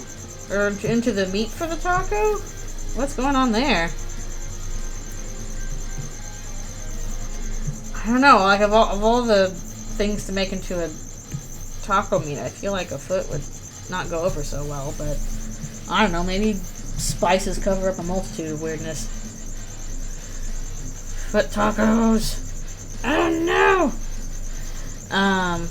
We are working on the Eldritchrune character art right now for Queen. I'm just doing the fill so that I can fill her in. No. No. Now we're getting to corners of the internet we should not go. Beware! Yeah, set up a taco stand. Yeah, I imagine there's some way to make it yummy, but I guess that would take a long time. My doctor, like, sent me a little pamphlet of, like, here's some foods you can eat that are high in iron to help you. At the top of the list was liver, and it's also like, we know liver's not tasty, but maybe you should try it anyway. And I'm like, nah. I don't really wanna. I'll have some red meat and leafy vegetables instead. Oh, thank you, Chills. Burger King foot lettuce. I feel like I saw like 2 Chills videos like 10 or 12 years ago and never again. Alright, thanks for stopping by. Always appreciate people being here. Yeah, we're just working on some character art today, and these characters are a bit complicated to color, so they're gonna take a little while. Especially since we got like green glowy stuff going on here. Also, she's kind of similar colors to King, so I kind of like to make her a little bit different. Hello, hello, thanks for coming. Speaking of tasty foods, I might get a muffin next time I take a break, which should be soon. Oh, if you have other streams to do, then you got other streams to do. Okay. So hide behind here anyway. What kind of muffin? My usual breakfast muffins, which are whole wheat chocolate chip zucchini. Which is nice because they get me to eat a vegetable in the morning, which I would not do otherwise. And they have chocolate in them, which means they taste good. I just make them, and I usually make them for the rest of my breakfast for the week. And I can have 2 in the afternoon because that's, 12. What am I drawing? I am working on Eldritchrune stuff right now. I am working on the character art for Queen. Just doing the base stuff for her so we can color her in much easier by having all this stuff done. Huh, spinach and garlic and scrambled eggs. Interesting. I tried to have a lot of scrambled eggs for breakfast once and I got, unfortunately, really sick of it, which sucks, but I like scrambled eggs. Alright, thanks for coming by. Yeah, I like eggs only in certain situations. I like them scrambled mostly. And actually, I'm going to make them in a dish tonight. Yeah, they're a good, nice protein base for dishes. But, like, I don't really like them if they're, like, soft-boiled or anything like that. Holy cow, it's a lot of eggs. All at once for breakfast. Going Gaston. I ate 5 dozen eggs, so I'm roughly the size of a barge.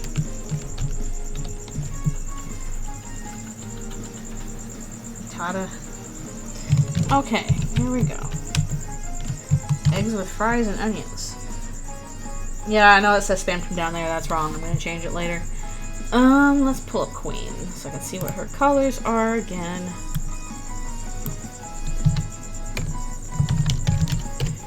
Queen is so funny. She's seriously like the funniest character. She's so good.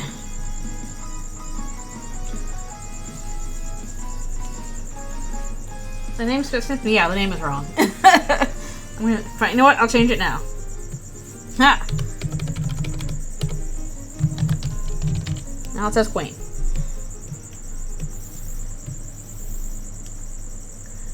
Okay. Here we go. Some colors. Onions.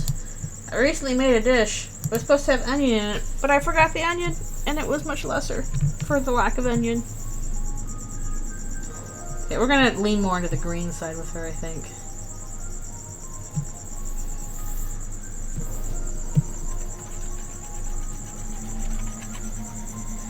All this kind of stuff going on. Yeah, it's hard when you don't have the time for it. But Eldritchrune is very fun. Some dishes are made better with onions, though. They're supposed to have onions in them.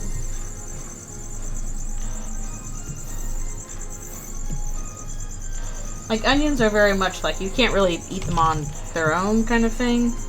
I mean, you can, but I think they're supposed to be significantly better with, like, you know, as part of a larger dish. They're a flavor enhancer.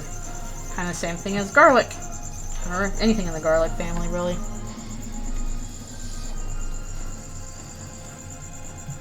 Yeah, that's me with mushrooms. I don't like mushrooms. I can pick up mushrooms if they're in something. Like, I just can't stand the texture of mushrooms. I don't know what it is, but they're like, yeah. See, I like the crunchy part. I like onions if they're, you know, crunchy and stuff like that. I cannot stand mushrooms. I do not like how soft they are. Why would you eat an onion like an apple? That's a bit too much onion, I think. Yeah, I just don't particularly like mushrooms. Can't deal with them. I don't really like the taste of them. They're all like soft and fleshy. Ugh, ugh, ugh. I don't like it.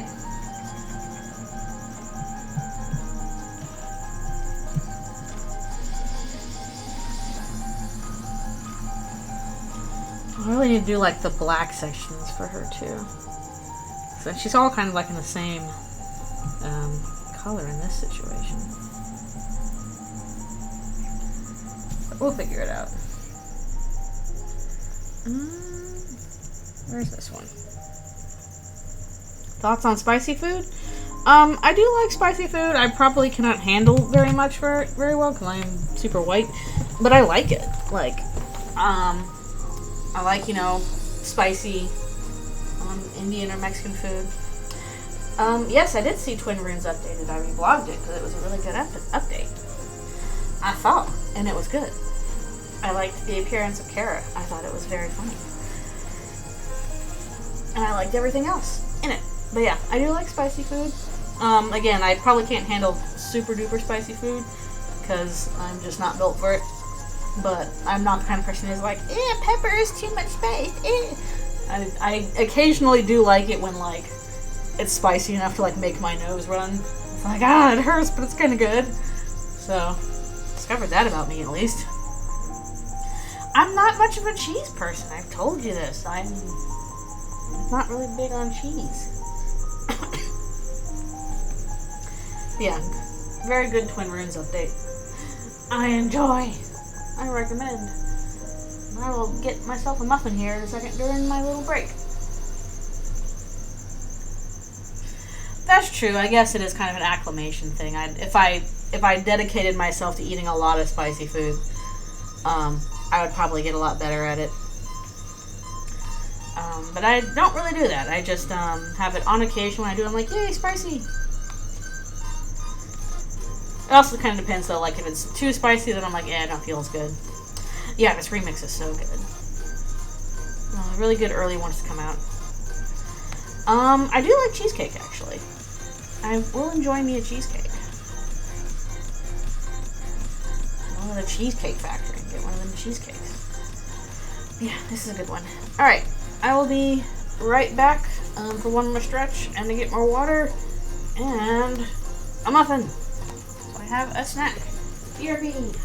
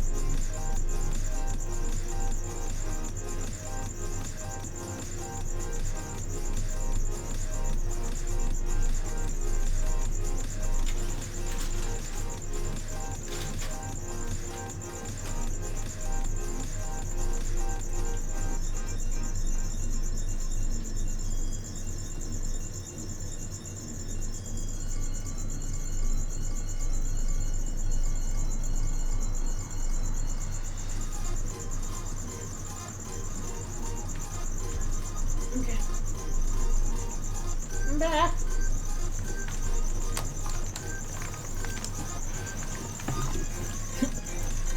I changed my mind and had some of those leftover donuts instead. And they're really good. Yeah, Kara was very funny in that update. And I do have to... I'll eventually be getting to streaming some more on next Eldritchrune, but I'm still in the middle of doing backgrounds for that. And I don't think people want to see that as much because I think that's probably the more boring part. But once I get these backgrounds all done, I can stream it again. It's going to be a long part. It's like 17, almost 18 pages long. I do not want a cheese stick. I don't want it. Give that to my little brother. He'll enjoy it. Not me. Cheese crisp. I do like Cheez-Its. Like, gaming snack Cheez-Its. Yeah. Come on. Maybe like skeletal teeth or something going on here. Like, cheese crackers are good. Oh, good. That's a good update. I'm glad you do not have that, because, like we discussed last time, that is awful. A terrible, terrible time to be had. Parm cheese crisps. When I was younger, like, I would eat a whole bunch of Cheez-Its while playing video games, and that was the time. Back when I could do that. Oh, they suck a lot. Oh, they're so bad.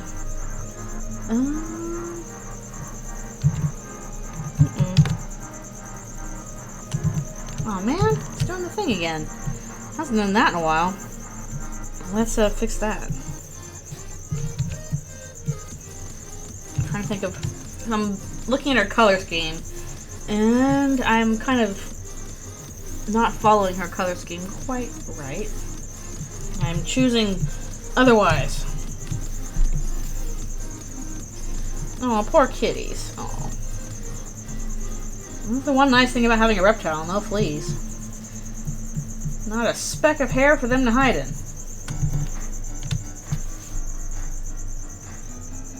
Alright, thanks a bunch for coming to the stream. Also, that's an interesting turn of phrase. Hope you have a great day, too.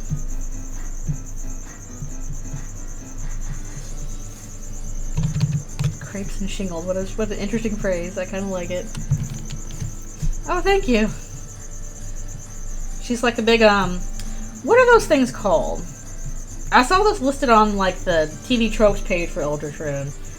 I don't remember exactly what it is, but it's like those big, those really big skeletons from Japanese mythology. Partially xenomorph, but it was something else. It was really big skeletons from Japanese mythology. I remember them mostly as, like, a really annoying, frustrating, boss from Okami did.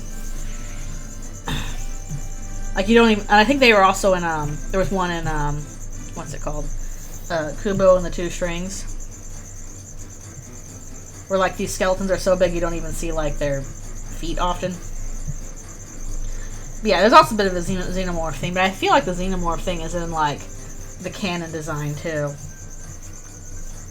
She's got a little bit of a xenomorph head going on, but I feel like in canon her head is not supposed to be so much xenomorph, it's more like an iMac. Kind of that see-through iMac thing, which those were so cool. I had one of those growing up. My first personal computer was actually an iMac. This is because, like, my parents apparently, like, wrote to Andrew Stanton. And they're like, our daughter really wants to be an animator. We want to get a nice computer for her. What's a good computer for her to have? And he's like, oh, you should get the new iMac. They're really good for that. And of course, probably part of that was, you know, people in Pixar had stock in Apple. Like, I think that was Pete Docter's thing, as they came from Apple. So, of course, they're going to recommend some Apple products. That's what I grew up with, was an iMac. The first, you know, really with the kind with the colorful see-through thing. Wish they'd bring that back that aesthetic, because that was a really good one. It was cool. And then my whole family ended up getting Macs because of that. But yeah, her head is very much an iMac. I've only recently switched to PC. I've had Macs for most of my life. Love them Pixar movies. Yeah, I can't do that myself because I don't know how to do that myself, but I pretty much mentioned on my Twitter, hey, I'm thinking of switching to PC, and I really like a custom-built PC, but I don't know how to do that. And this very fine fellow was like, hey, I'll build it for you. Just have me pay for the parts. And I'm like, sure.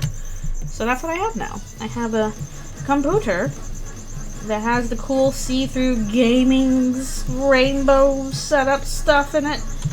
And, but there was the issue with the RAM, so I do have some replacement RAM that's coming soon. He was not in my area. He shipped it to me. So I also paid for shipping. So it was very helpful. It's just taking some adjustment because I've been used to using Macs for most of my life. But honestly, it wasn't that big of an adjustment, like, because I also use PCs a lot at work. So, like, just, you know, getting acquainted to the layout and all that kind of stuff, and it wasn't that much of a change.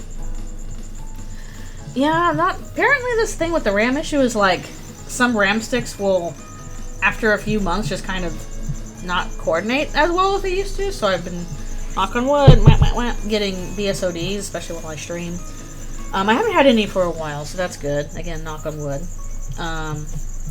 But he said, we tried a bunch of different things, and then he's like, okay, basically I can get you some new RAM sticks that will not be as much trouble. So those are on the way. They've been ordered.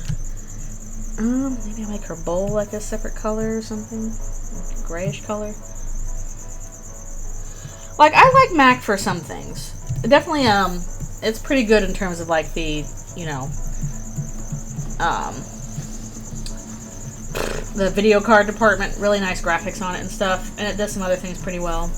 But obviously, like, if it has a problem, it is a pain in the butt to repair it. Because you pretty much have to go, they make it so you have to go to, the Apple Store to get it fixed.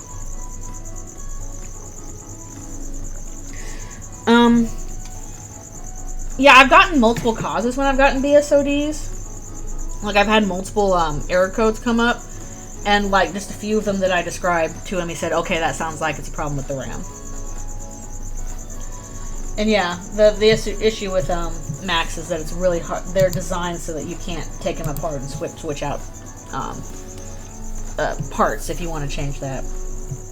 And me, being a dummy-dum, doesn't really know how to build a computer. It's not something I really thought about. But, again, if something goes wrong, then you pretty much have to take it to the Apple Store to get it fixed. And that is an issue with, like, say, because I still have an iPhone.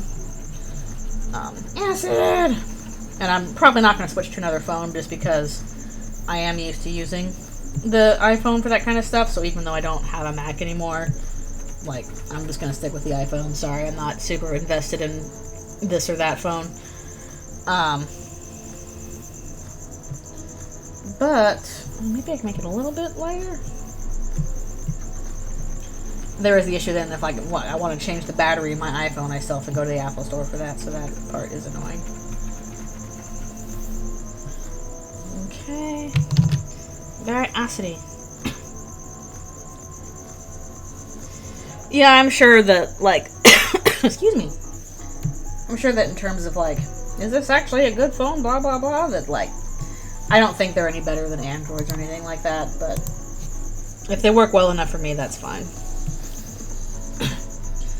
And usually, at least, like, I'm not into, like, I must get the newest iPhone as soon as it's out, blah, blah, blah, no. But, I'll try and change them up, like, every few years or whatever I can handle on that. I think the one I currently have is, like, I don't know, it's like a 13 or something. No, it's not, I don't think it's that good. I think it's like an 11. Acid! Oh! Yeah, like, iPhone, Android, I'm sure they're all pretty meh. I don't think they design these things so they'll last a while. They want you to keep switching them out constantly. I don't really like doing that, so I'm like, okay, I'll switch it out when I have to. Yeah, I think that's what I have. I think what I currently have is an 11. I don't really care about being up to date with the newest one. I just want something that's good and functional. Yeah, that's true. I did design it that way. Alright, what am I doing next? Let's work on color 2. Electric Boogaloo.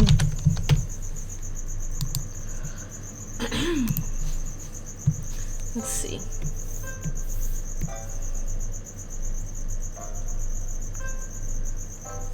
I think GarageBand is the thing that started with Macs, so I'm pretty sure that there's like, you know, other apps out now for audio editing that are pretty good. I think the nice thing about GarageBand is that it's free. And that like it comes with the Mac stuff. If I could have like kind of like a hawked thing going on, like she's got like holes in her kind of thing. Kind of insecty, the whole xenomorph thing going on. That's always fun.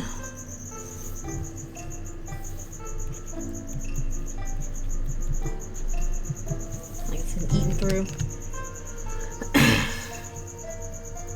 Really? The only way you could use MP3s as a ringtone is using GarageBand? That seems weird. I feel like you should be able to do other ways for that. I don't know.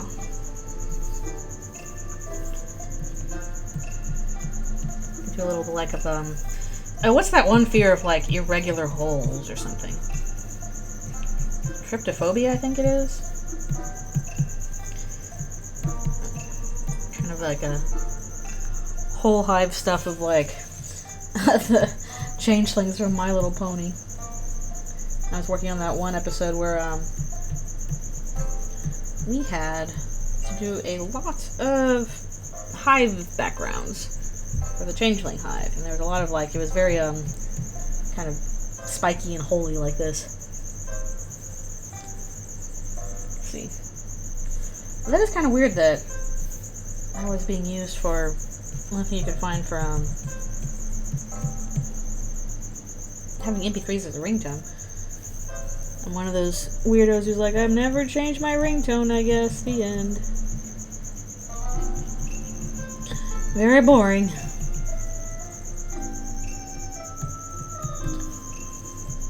I did at least change my, you know, backdrop screen.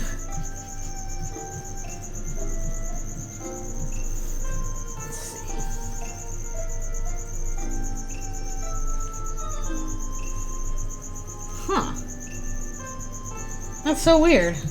Android, why would you do that? Why would you do that, Android? Okay, adding like a kind of a spotty thing is at least helping differentiate her from King a bit. So that works. That helps. Make it a little bit lighter.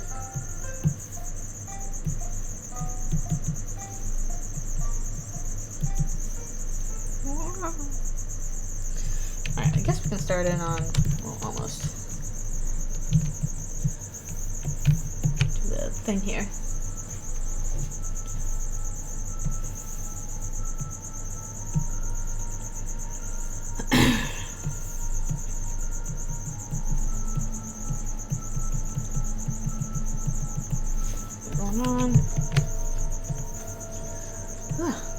Shoot, I had those donuts and now I'm hungry again. Maybe I do need to have the muffins. At least the muffins probably are more substantial. No, donuts, you are so delicious though. Okay, I wonder if I can do something with the acid here. Actually, no, I should probably do some kind of glow on the skin too from the acid. Acid! Nice. That's a nice one. I don't know what I would put as my ringtone. It's gotta be something I would put on for it. I just never bothered to change it. It's something where I like hearing like the song like, first few seconds or whatever. I'm sure that's gotta be something that falls into that category. I just haven't thought much about it. It's acidy! Shrink from the acid. We have these tiny houses everywhere. What do the tiny houses represent in terms of, like, computer stuff? Well, that seems like a little weird.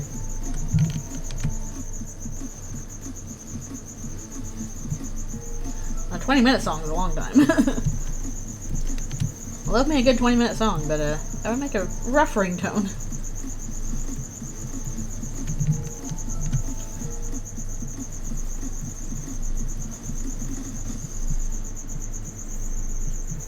Yoink! A little bit of acid stuff going on. It's all spoopy. Wish I still haven't done the front ground base. Tiny houses depends on the OS. I'm not sure what OS Queen is supposed to be running. Network locations. Huh.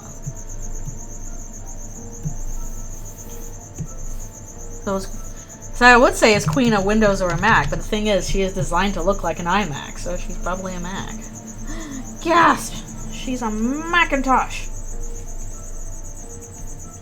Little school set-aside MacBook for the kids to use.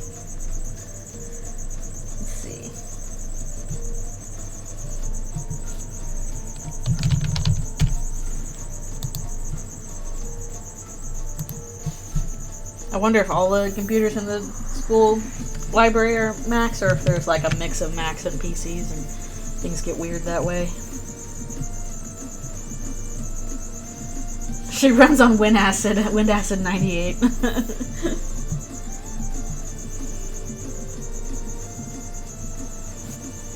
That's true.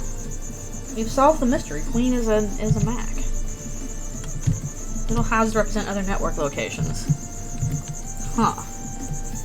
I'm trying to think if there's any other, like, Mac quirks coming out that we would know from, like, how she behaves and stuff like that.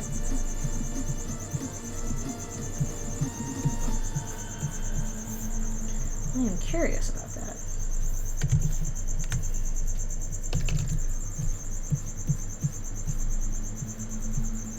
She kind of talks like, what's her name, Terezi from Homestuck? With the, like, capitalized, every letter or every word being capitalized.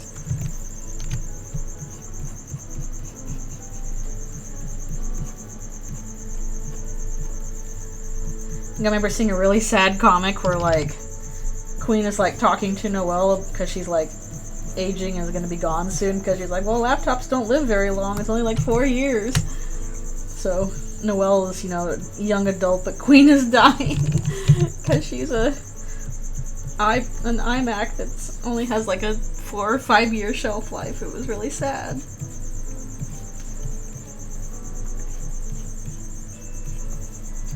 You remember where I saw that one? Yeah, I came across my dash at some point. I was like, oh no, that's true.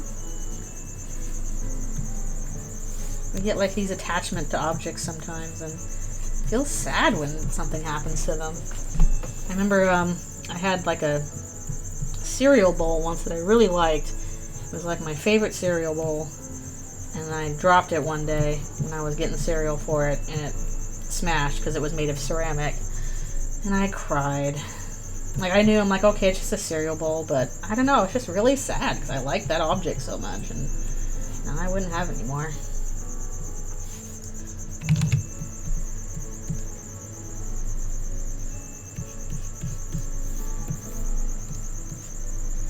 Maybe so. I actually don't have a laptop. I've never owned a laptop. I have like an iPad for when I'm traveling, and I need it for like bare essential, like look at the internet stuff, or I want to type in Google stuff. Otherwise, I have like a desktop, really big desktop with multiple screens, because that's how I usually do stuff. I feel kind of antsy if I don't have like at least 2 screens going. So people are like, oh, I'm using my laptop, and I'm like, I'm sorry, I don't have a laptop. I've never had a personal laptop. It's always been either desktop computer or like iPad, iPhone for travel.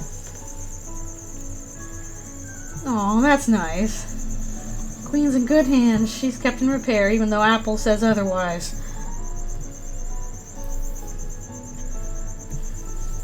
But I know there's also people out there that, like, deliberately try and, be like, screw you, Apple, I'm gonna repair these computers. And that can be believed. But yeah, for me, I need a lot of space. Like, I don't like how small laptops are.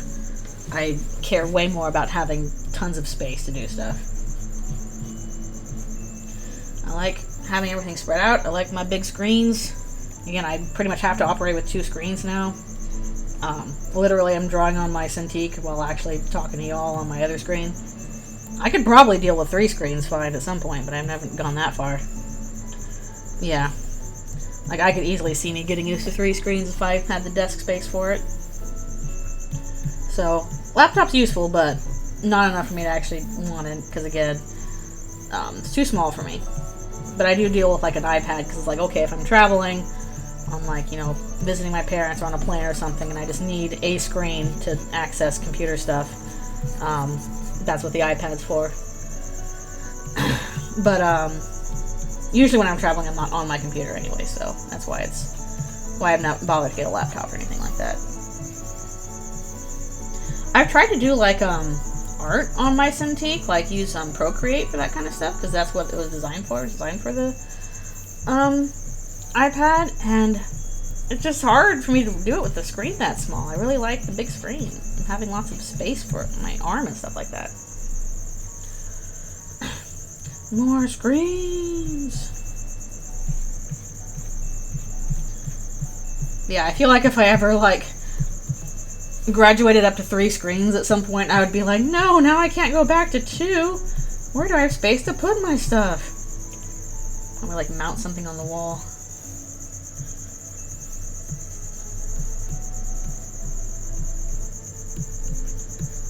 I would need a bigger desk for that, which I wouldn't mind getting.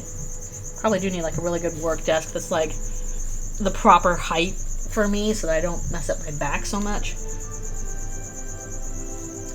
That's good.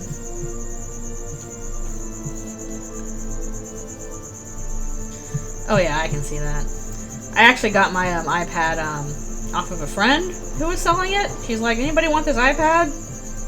I'll sell it to you for this much. And I was like, yeah, sure, I'll have that. So that's where I got my iPad from. I don't think I've updated the OS on it in forever, because I'm like, I don't want to do that. You exist to, like, have me access Google Documents so I can write when I'm at home, and run YouTube so that I can use my wireless headphones so I can listen to video essays while I do chores. And I haven't really used it for art that much. Pretty sure the light source on this is all messed up. Oh well. On my keyboard, or on my iPad, no, I don't. I pretty much just use the keypad in the iPad. Which is a little frustrating, because I probably should get an external keyboard for it. Wouldn't feel quite so bad. Again, I don't use it that often, except for traveling or, again, listening to videos while I'm doing chores. I'm primarily on my main computer. This one. We'll do another shadow layer. Otherwise, I'm probably going to stop soon and get another snack. Yeah, it is a pain in the butt, honestly, to type on the iPad itself. It's like, please register my stupid little fingers. Not my preferred thing. So that's understandable. I like having tactile keys. Also, is it just me, or is it, like, recently, when you try and, like, type stuff into, like, I don't know, iPhone and iPad, stuff like that, it, like, just autocorrects to something totally wrong? Like, I will be typing something out and I'm like, okay, I'm going to type a long word like yesterday, and I'll start to type yesterday and then it'll come up in autocorrect, and I'll tap on it to be like, okay, yes, I want to say yesterday, and then it'll be just like, no, you meant test instead. I'm like, what are you talking about? I clicked on yesterday. Why did you think it was an entirely different word? Ah! I don't understand it. Let's see. This feels like it didn't used to do that, and now it is. I don't get it. Maybe I'm just typing things wrong. Yeah.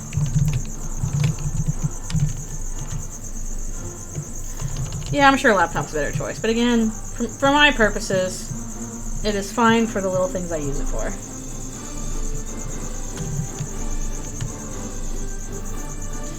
Okay, I'm glad it's not just me. It really does feel like it is just, like, again, I'm literally tapping on the yes, I want this word for autofill. And then it just doesn't do it. It just does an entirely different word. Like, Apple, what are you doing? What does that mean? Your autofill is autofilling the wrong autofill that I asked for. Alright. Let me do this a little bit over here. Adding some extra shading. Cool, we can get King and Queen done today. They are just taking a while because they're more complicated than the other guys.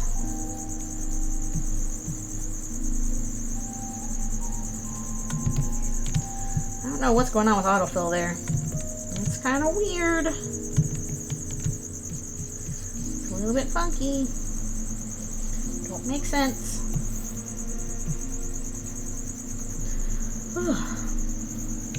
Let's see. Okay, we got a little bit of that there. I should probably add some glow from the acid on color 2.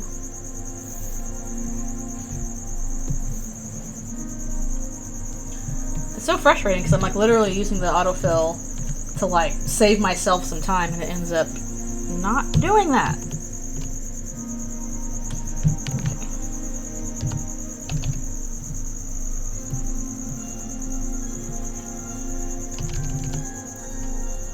Yeah, that's a really frustrating thing. Tying into my, I feel like I'm misspelling words a lot lately, kind of feeling of like, was that me or an autofill error? I don't know.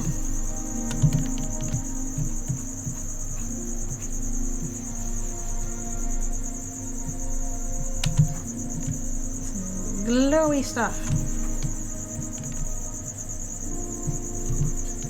The glow of the acid.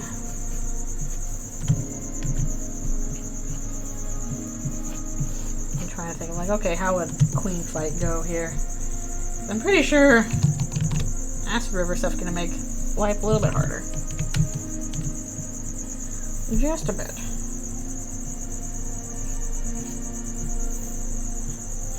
Just a tad.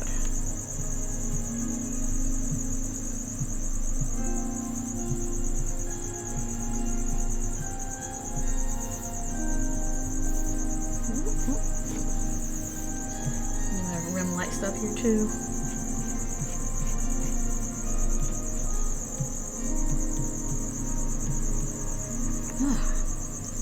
Alright, I should probably actually stop real quick to do a stretch. And keep track of the time.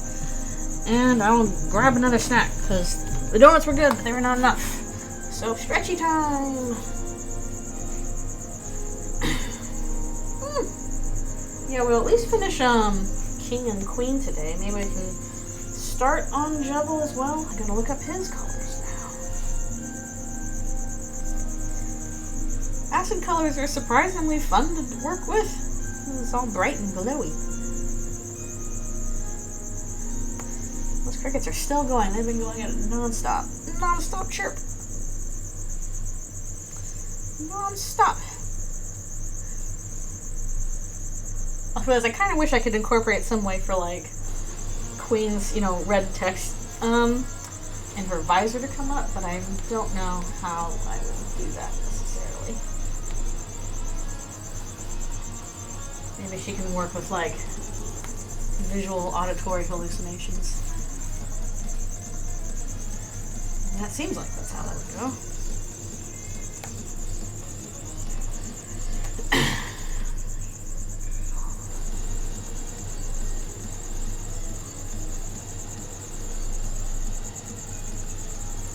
Big spooky, scary stuff.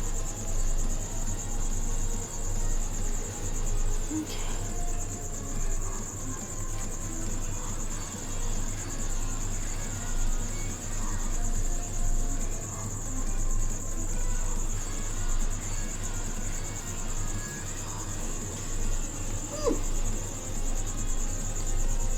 Alright, I'll be right back for one more stretch and also a muffin. Yay!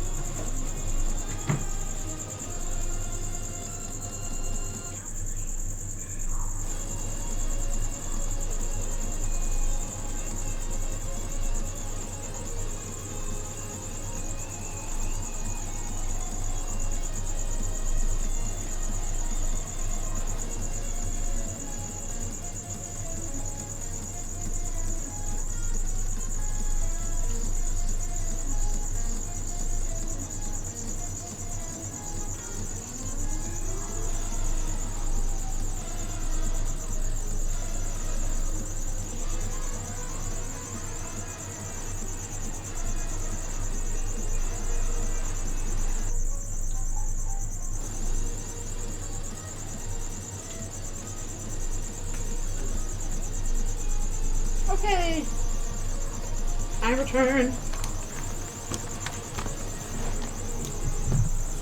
Let's go ahead with finishing up this one. I think we're close. Ooh. I'm getting close on it. Yeah, baking's done.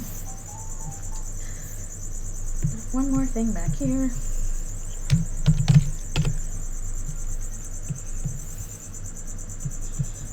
More of a purple red kind of thing. And then the green.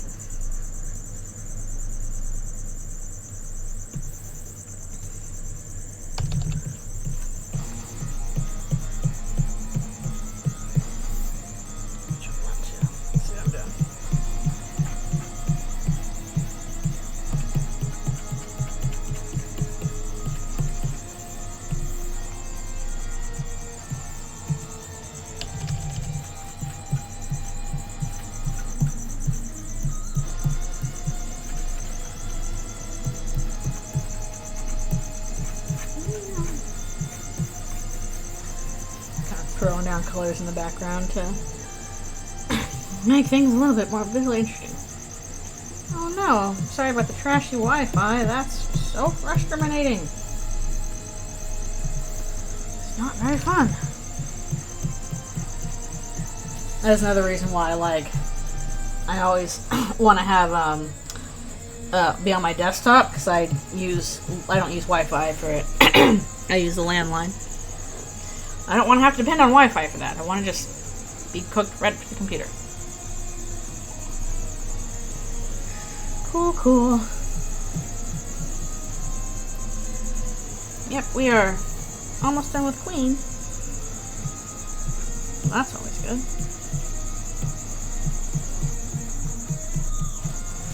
That's big and scary. Okay.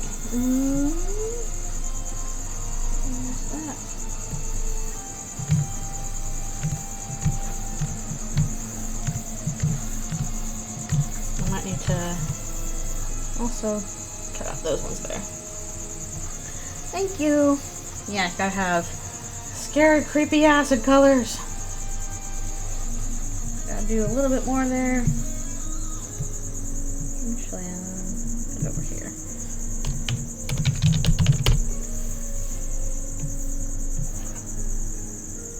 Yeah, I might need to go back and erase some of that stuff there. Thank you. I'm glad it's looking good. I really should do more stuff with color sometime. I usually just, I'm like, I don't have time for color, away I go. Ah! But it's fun when I get to do it. I'm excited about the next comic that'll be on Halloween, because that'll be, oops, wrong one. That'll be a lot of color. Yep. Ease that in. There we go.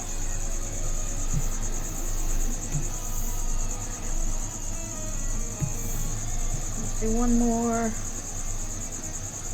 That's the acid. Here.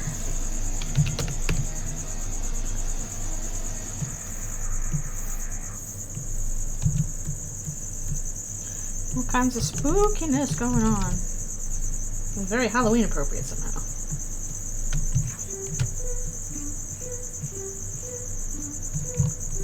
Oh, no wonder you have not been clipping masked. I was like, why is it doing that?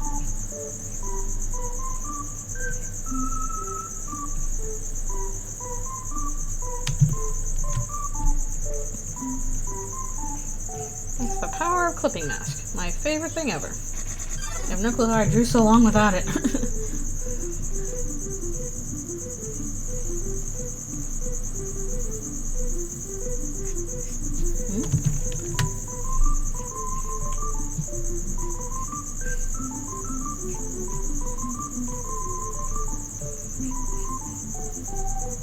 That's a bit too much, actually, like that. Get out of here.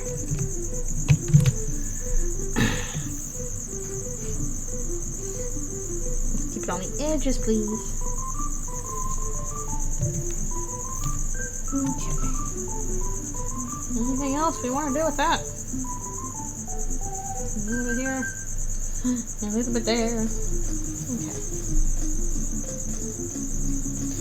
Alright, I think she's about set here. Again, I might go back and erase some of this extra foreground stuff later. But yay! Got Queen done. She's looking pretty cool. And Fade King's done. They're both done, yay! Which means we gotta work on Jubble! Oh! Let's see how far we can get with him today. At least. Okay, he's got a lot of purple and black, and it's purple and black, and it's more purple and black. Let's see.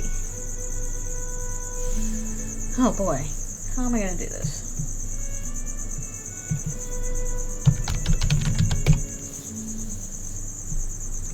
I know, I would not want to fight this Jubble. I barely got past a regular Jubble. Good grief. It took me so many tries. I am a little worried I'll have to do it again at some point for whatever reason. No, because I'll miss something or other. No. Be like, no, I have to fight Jubble again. No. I don't know. Let's work with purple as a base, and we'll add the black on top of that, I guess.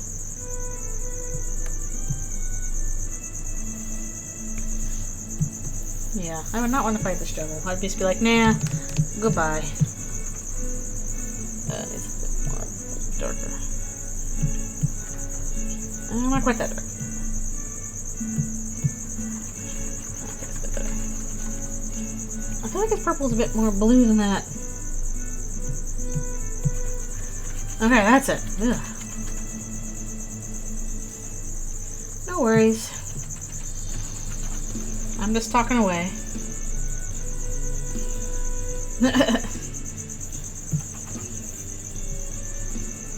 I mean, the Jubble is a secret boss, so you don't have to fight him. But I want all of the, shadow crystals, so that means we are going to have to fight him. But I will just say that as somebody who is not good at video games, like, I'm just not very good at fighting stuff. It took me a lot of tries to do it, but I managed it. So the fact that I was able to do it when I'm not good at this kind of stuff is, I think, hopefully will be helpful to you. Like, I know some people are just like, oh, here I go, and I'm gonna... What the... I'll create another window. That's not what I wanted. Oh, wait, what happened? Oh, good grief. Hold on a second. My tablet! It switched screens on me! Why did you do that? What did I click on? Ah! Tablet, why did you do that? What on earth did I click? Ah, good grief. I, like, hit control or something, didn't I? Oh, great. No. What did I hit? That's not it. Ah, I lost my blaze because my tablet pin suddenly switched screens on me. What a horror. What a terror. What did you do? Did I, like, click a button or something up here? I lost my blaze because of the tablet. Hold on a second. I swear, what the heck did I do? Is it Windows? No. Control? No. Caps lock. Tab. Literally, what did I press? Why did it change like that? Maybe if I open if I find my tablet properties, I can change this.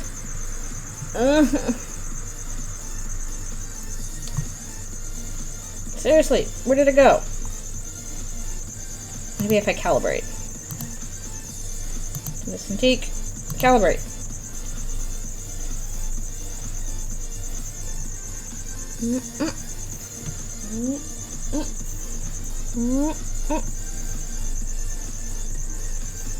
Okay, there we go. I just recalibrated it.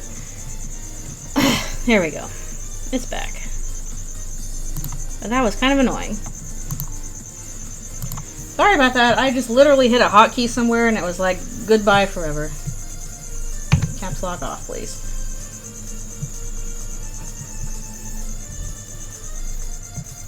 I need to turn off whatever that hotkey was that did that. Literally just like, you are now on the wrong screen. Ha ha ha ha ha. Let's calibrate it again. So now you know how that works on Cintiqs, if you didn't already. That was a bit of a pain in the butt.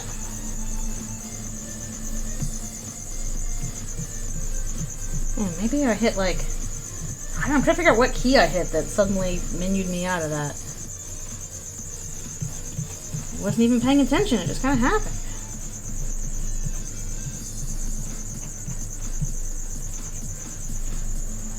Also, I need my other screen up because that had the reference on it.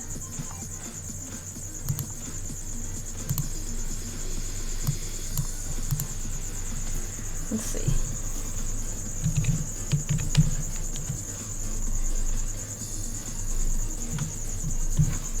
It's all purple and stuff.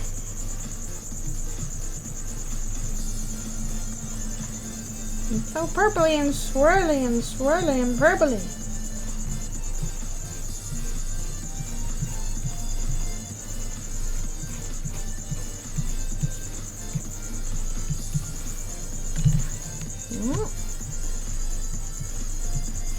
It's gonna like turn to bones or something on the other side. Scary bones! I had a feeling that Jebel's gonna be one of the hardest ones to color. I don't know why, I just feel it in my juggle bones, whatever those are.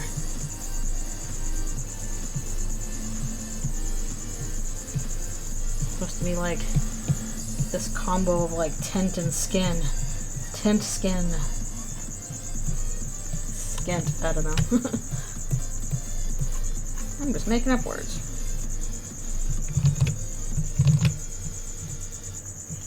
Yeah, I've got lots and lots and lots of various Undertale Eldritchrune songs in my playlist that I enjoy because they're all so good. You can't go wrong with them.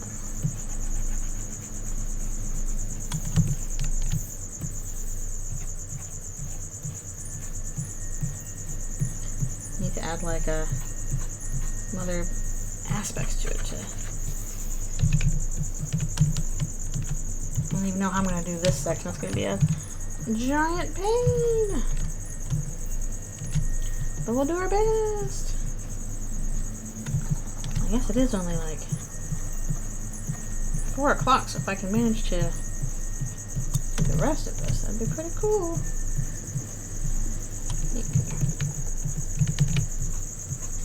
I'm going to get the Spamton's Mother Day, because he's going to take a little while to do it, because he is a very complex design. He's got too many faces on it. And I got some asks about Jebel and Spampton today, so I gotta work out some lore for them in my head. Like if they know each other and how they operate and all this stuff. Got the designs down, now I gotta work out all this other stuff. Let's see. He has kind of a grayish face, actually. So I'll probably make the bone stuff the same color as the gray, but we'll do something else first.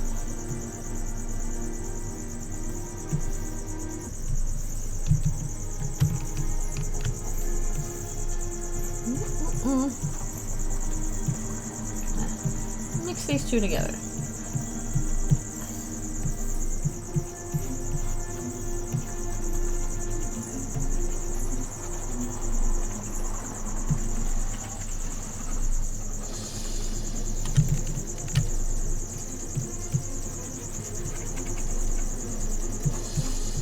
Enjoy the cricket ambiance. Always ongoing.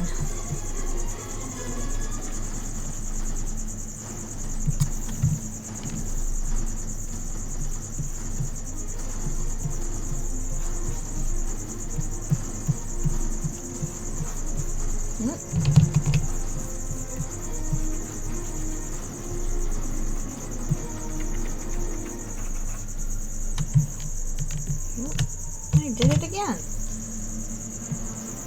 Unload and load it again. Here we go. Hasn't been happening as often, but it's still happening. That weird thing where it'll just, like if I'm moving the file too fast, it's like, I have been unfiled. I cannot carry on. Goodbye.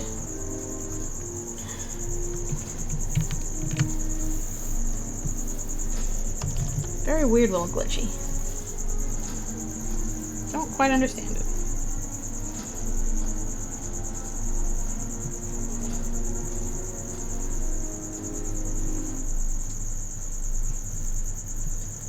It's like creepy tent fingernails thing going on. Alt and Windows key, why must you be so close to each other? Why?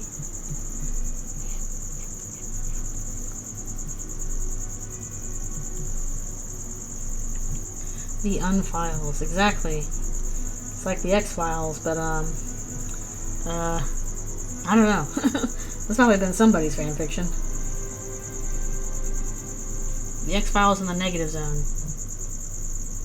I know. Knock on wood for that. It certainly is a memory hog, so it is prone to crashings. Been pretty good so far. And again, if I end up installing that new RAM, hopefully that'll help it not crash as much. Maybe that's how it's choosing to crash instead of crashing normally, where it's like, I cannot do this file anymore, must reopen in order to use me. Goodbye. For reasons unknown.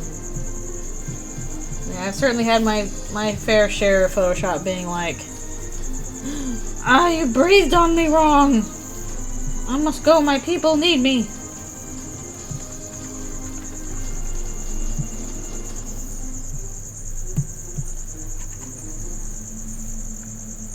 Yeah, that is quite possible. I know everybody's like, oh, you should use, Clip Studio Paint or blah, blah, blah. And I'm like, I understand, but at this point I had been using Photoshop since, like, it was version 4 for, like, 20 years. So I'm super used to it, and switching to another program would be, like, kind of a chore for me, because I'd have to just get used to new layout and all that kind of stuff, and how I want to do everything. Have to reset up how my brushes are, and because I've gathered these brushes for years, and I am very, very particular about them because I'm used to using them. So it's like, yes, I probably could switch to Clip Studio Paint. I'm not going to, because that would take time, and I don't really want to spend that time doing it. Although what I do wish I could do is turn off Adobe's friggin' stupid, you should try AI, you should try to use the AI tools thing that keeps popping up. And I'm like, Photoshop, I'm literally paying you money. I'm not even pirating this. I'm literally paying you your stupid fees every month. Can I, like, turn that off? Never hear about your stupid AI problems again? I hate it. Yeah. When was version 4? Good grief, I can't even remember. It was probably sometime in the 90s. Or maybe early 2000s. Yeah, the first version of Photoshop I used was version 4, so it was a very long time ago. And when I was little wee babe back then, I thought it was super cool. Certainly was less annoyances probably than it is now. Like, please, Photoshop, if I'm paying to use you, which I am, I think I should have the right to tell your little AI ads to heck off to the void forever.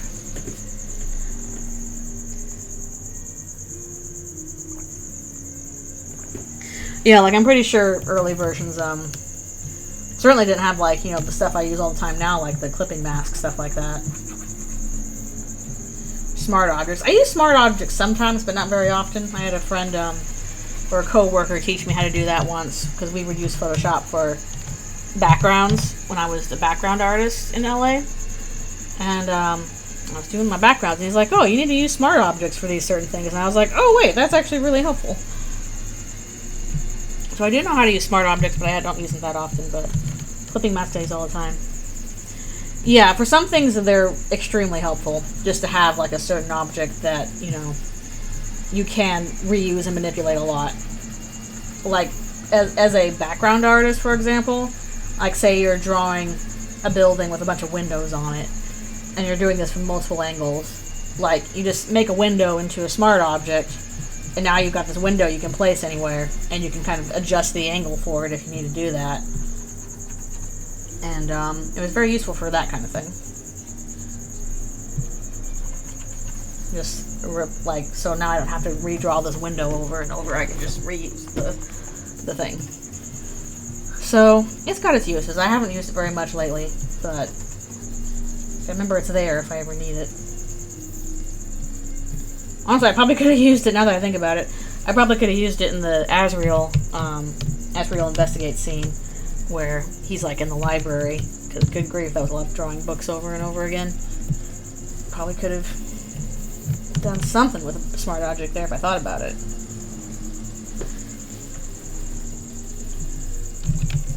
Or maybe that cursed ball pit! The ball pit which ruined me forever! Just little yellow edges on here. Curse you, ball pit! Why did you hurt my wrist so much?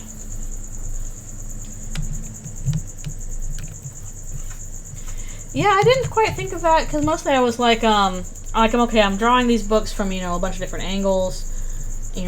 Brushes usually don't work well for that kind of thing. But it probably would have been a good idea for the bookcase. for bookcases. Just like make a set of books and then like copy paste that a bunch, or even just like 2 or 3 sets of books and paste that all over the place. Probably would have been a bit of a time saver.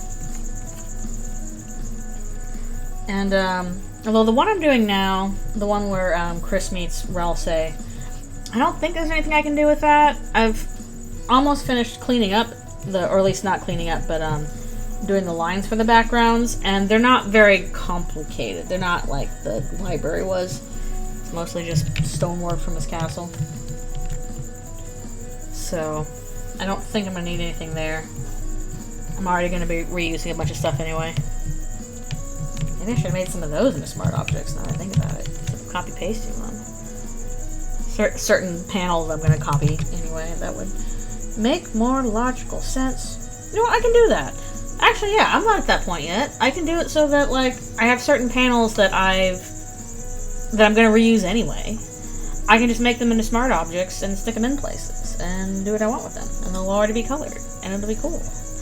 And why not? Okay.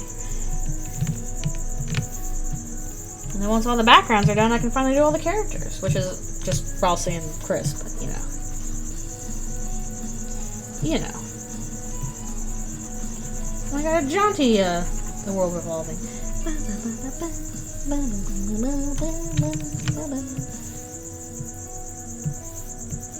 Appropriate. Let's see. It's horrible, the yellow teeths.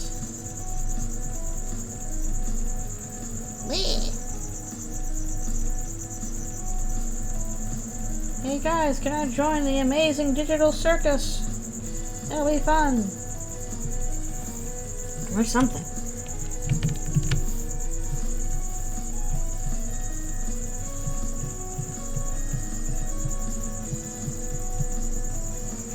Like a weird gray skin.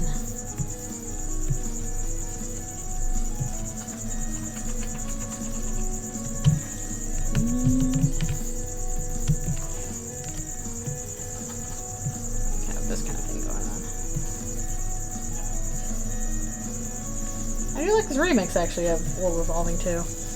I also love the fact that apparently like Heartache Toriel's theme used to be called Jester Song or Joker Song, and it was originally like for Jekyll.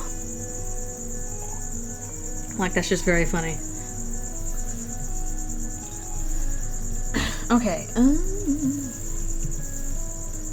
Like kind of a weird frill going on. My real weird frill.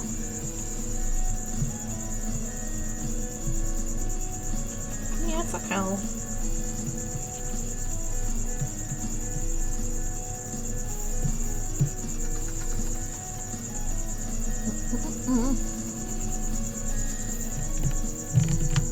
Yeah, I'm hoping next time I do a... Actually, I don't know if that'll happen. I was saying maybe the next time I do a stream, I'll be able to be working on the next Eldritchrune comic, but... Yeah, happier version of Heartache, you can kind of see the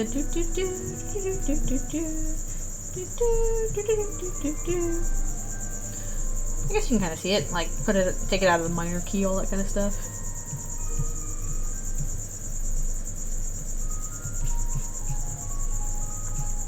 It is extremely funny when you, like, take stuff that was originally in a minor key and put it in major or stuff like that. Like, I think I saw somebody, like, put Megalovania in a major key, and it's really funny how it's, like, all jaunty and upbeat now.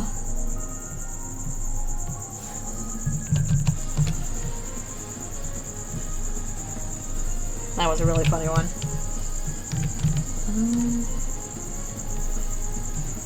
Not sure what's going on with that. I guess it's the same color as those things. He's growing weird little berries on his head. I was like, Sans goes to the beach. You're gonna have a good time. Actually. We hang out at the beach together.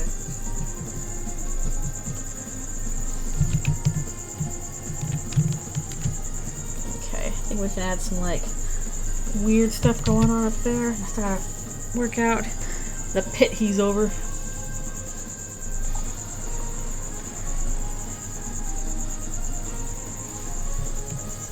Weird spinny things.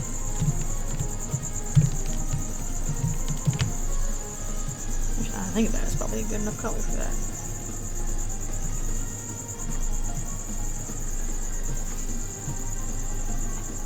It's all like weird and veiny.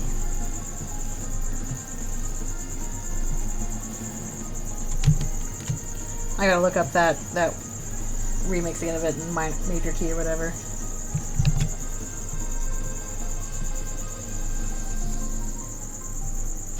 Well, I will say, listening to it now, I'll just say it that I actually like Battle Against a True Hero better than Megalovania. Like, Megalovania is good, do not get me wrong, it's very good.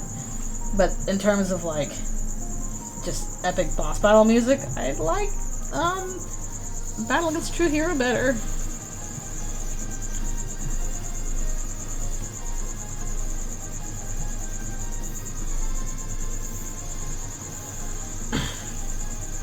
I would like more remixes of it, please.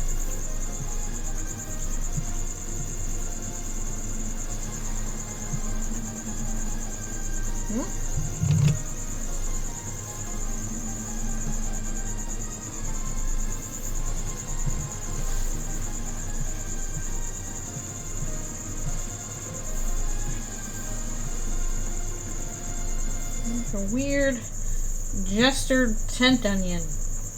Makes logical sense. No, it doesn't. I just realized it's probably time for me to take a break again. Grief, time just flies by. Oh yeah, I love Hopes and Dreams. That is definitely one of my absolute favorites. That one is one of my super favorites. I really like Core. Core is just might be my favorite song on the soundtrack. I will listen to that over and over all the time. When I first heard it, I thought it was a boss theme, and it's like, oh wait, is it just for the area? Good grief. I really like Core. Ruins, excellent. I might do something with this here too. Yeah, Hopes and Dreams I really like. And Save the World, of course. Adding all this texture here, basically. What are some other songs I really like? Well, the intro soundtrack. Of course, Battle Against a True Hero. Really great. I'm actually not super big on Bone Trestle. I do like Undyne's regular battle music too, just Undyne's. Oh, Spear of Justice. I really like Spear of Justice. And, what are some other ones? I mean, can't go wrong. There's no misses in the soundtrack. Also, for some reason, like, a song I really like that I never see anybody remix is, Mysterious Place, the song that plays outside of the secret door in Snowden. I just really like the ambiance of that one. And, like, nobody ever acknowledges it. I like it a lot. Like, I'll happily listen to that song quite a bit. I don't know, it just gives me feelings. Oh no! Not a BSOD, no! No! Knock on wood for that too. Okay. He is very twisty and stuff. Oh no, I'm sorry. That's awful. It's usually what's happening to me. Usually I'm the one getting that. Again, knock on wood. A game called Spear of Destiny. Huh, that's so funny. Wolfenstein 3D. Okay. I think that's okay on color for that. We'll add shading in a bit. I really should do the shading for the pit here. Let's see. Actually, what I should do first is stretch. And then I think I'll do one more slightly longer session. Well, we made pretty good progress. We finished Spade, King, and Queen, and we're I don't know if we'll finish Jebel today, but we're making really good progress on it. Yeah, and here's Hopes and Dreams. I really like this remix of it, too. Yeah, it's a good one.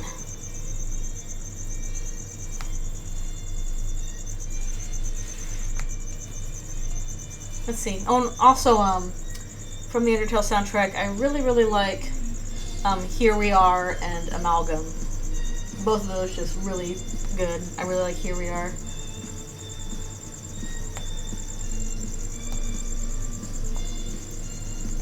Oh, it sucks about the driver. Ugh. At least you actually can identify what might be going wrong with it. Like, I'll have something bad happen, I'll be like, oh, what happened? I don't know. It's a mystery. Mystery to my dumb brain. The computer got borked. I was so stressed out even just trying to reseat the RAM sticks. Messing that up. If you soundtrack, Memory is a really good one. That's a good song. Again, no wrong choices with this soundtrack, honestly. And I like Enemy Approaching, but I actually think that Rude Buster is a better regular battle song. I really like Rude Buster. Just so jammin'. Yeah, this definitely goes. Hopes and Dreams goes into my category of all-time favorite boss battle songs. Another one being The Sunrises from Okami. I love The Sunrises so much. It's such a good boss battle song. Perfectly hits the mood. And what are some other favorites? Actually, I really, really liked, again, this is probably because another Toby Fox song.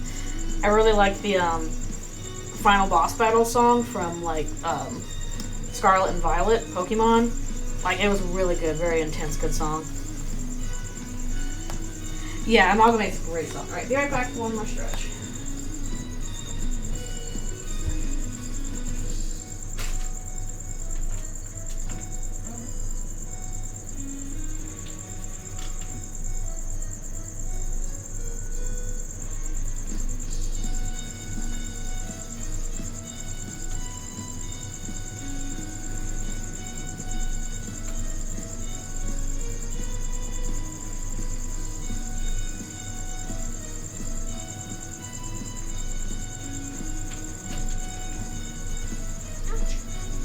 Alrighty, I return. Actually, no, I'm going to get a little bit more water.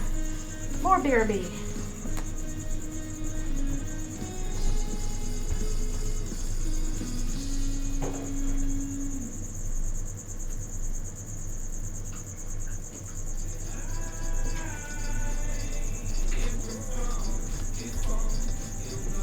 And return with water. Oof.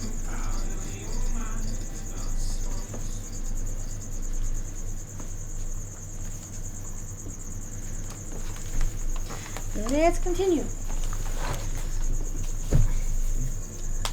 Oi. Oh, I've never played Chrono Trigger. Maybe I should sometime. So many games to play, but there's so little time for them. I'll do a little kind of bluish, slightly more bluish rocks here or something. I'm gonna find the right thing I want. Yeah, I mean, I've heard Chrono Trigger's quite good. I'm certain it is.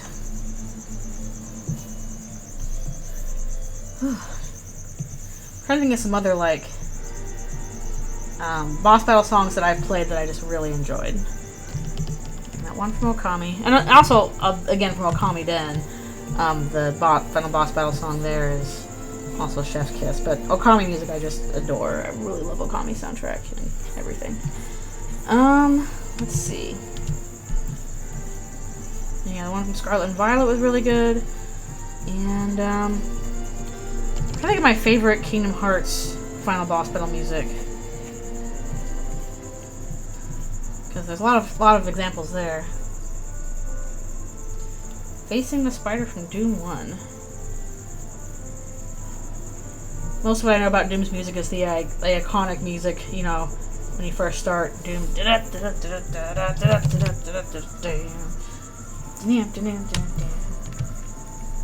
Cool rock stuff. Oh yeah, Dancing Mad's very good. That's a good one. What about some Final Fantasy musics? The one from 12 was pretty good. What was that one? What was it called? I forgot. Actually, I know what a bunch of these are because I played Dissidia a bunch. So they had a lot of, you know, boss battle musics in that one.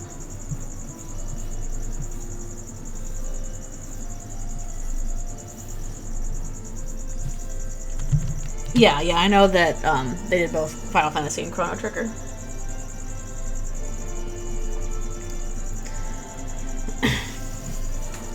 Oh yeah, but didn't like the whole thing with Doom is that like they purposefully added some rock bands? Or wait, that was Quake. Quake used like music from Nine Inch Nails, didn't they? If I recall correctly. And that was part of the selling, was like, whoa, these cool metal rock bands. Or metal bands for this thing. But I know that, well, because the same company that made Doom also made Quake, right? I think that's the way it was. Like they were trying to do kind of the same stuff as Doom, but a little different. Okay. Okay, Trent Reznor made the soundtrack for Quake 1. Okay. I was correct. Slightly, anyway. I don't know. It kind of looks more like folds than rocks. I don't know. Okay, they both were id, yeah. Yay, I didn't forgore.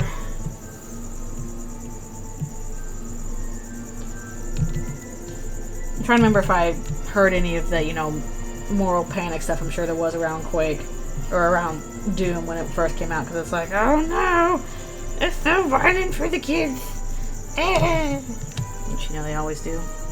Actually, what I heard growing up was not much about Doom. I heard that, I think the moral panic was around Mortal Kombat. That was the stuff where they were like, no, this is too violent.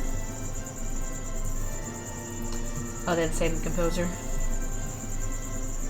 Maybe a folds like thing is good here. I don't know, I'm just trying stuff out. We had this pizza place that we would go to sometimes when I was young. What was it called? It wasn't called Toppers. That's the one that my parents go to now. That they really enjoy. There was another pizza place. I think it wasn't called Toppers. It was something else. We went to in California when I was a kid, and that was really fun because it had like, you know, it has the pizza and the stuff, and they had an arcade, old-fashioned arcade back where you could go and play games there while you had your pizza.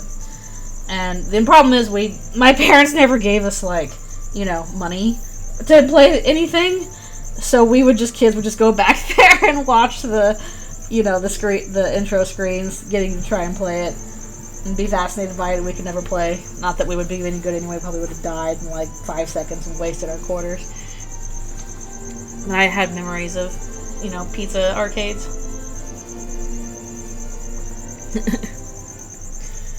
Yeah, the moral panic over D&D is especially funny now that nowadays it's just so mainstream.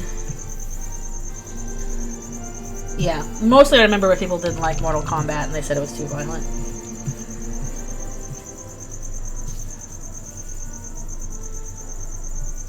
Huh. That's weird because, like, Doom, you are shooting demons, and in Wolf 3D, you're shooting Nazis, so, like, those are both, like, of the two things that you should be firing a gun at, those are them. Like, it is pretty violent, I guess that's true. But in terms of an acceptable target for violence, demons and Nazis are pretty much up there. But, I don't know. Maybe I should, like, I don't know. I'll probably add, like, some wind and stuff like that, effects on this. But yeah, they were pretty violent. They were, I don't know how much you could get away with nowadays and that kind of thing. But I think that's less out of prudishness and more out of trying to get the widest audience possible. Oh, there's because they did like there's no satanic imagery in Wolfenstein. Yeah, Quake was pretty. I'm pretty sure Quake was pretty violent. Like, my experience with Quake was like, I'd be in like a software store as a kid, and I think they had like Quake and Quake 2 on the shelves. And back then they sold these things in these really big fancy boxes. Like they look like books. And they like I just thought the box art for Quake looked so cool, and it had all this praise on the back about how cool it was. So part of me was like, I want to play this game that looks really cool. Probably a blessing in disguise. I would have sucked at Quake. I don't think I would have enjoyed it. But the box looked really cool.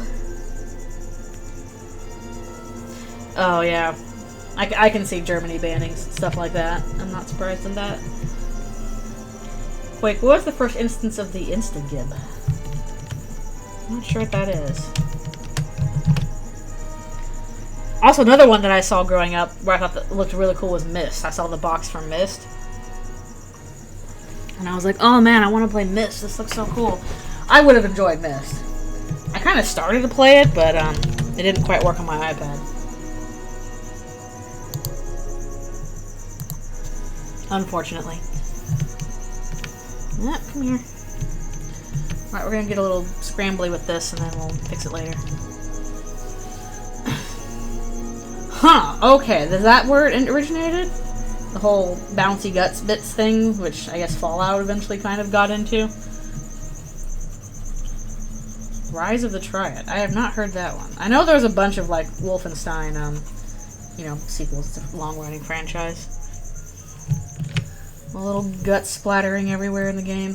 Maybe that was why, like, Mortal Kombat was so railed against it, because, like, I didn't even have to, like, play it to see how violent it was. You could see right on screen. They're like, he's ripping his head and spine out and showing it off and all that kind of stuff.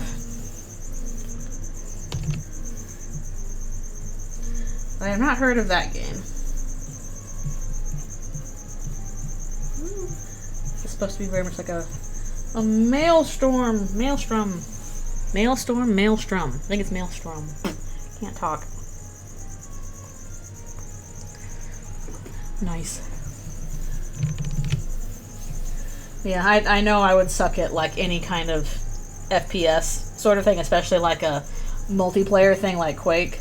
Like the one time I tried an FPS, I was like, okay, I need to try out some other games and stuff. So, here's Uncharted 2. That looks fun. I should enjoy that. I never finished it because I didn't like the FPS parts. Like most of like Uncharted is not FPS or shooter parts. And those would just stress me out so much that I just didn't finish the game. So, I'm not an FPS player. Sorry. I'm not very good at them. I think if I played one, it would mostly just be me, like, suffering horribly and everybody laughing at me. For my lack of skills. Oh yeah, didn't Quake invent rocket jumping?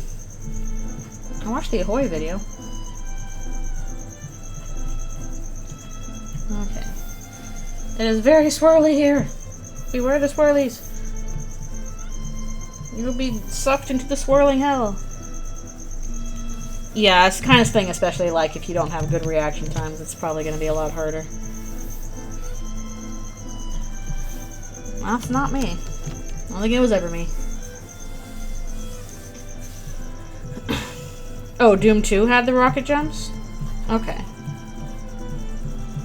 Bunny hopping. All these special techniques that would go on. Yeah, I've never really played this stuff. I just like watching Ahoy's videos on like history of Wolfenstein, history of Doom, history of Quake, and I'm like, oh, that's so fascinating. Thank you for educating me.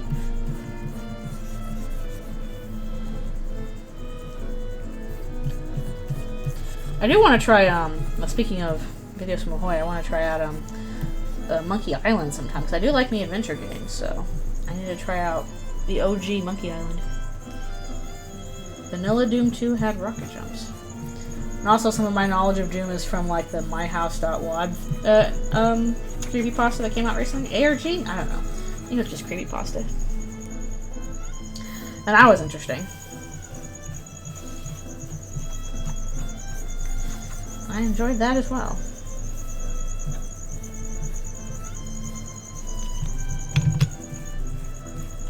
Yeah, I will watch other people succeed in that kind of stuff. That's also why I could probably never play like a Soulsborne game. I would suck so bad. And I suck bad enough at like, you know, regular old platformers. Maybe I should try Half-Life sometime. I could probably get through that. That's a classic.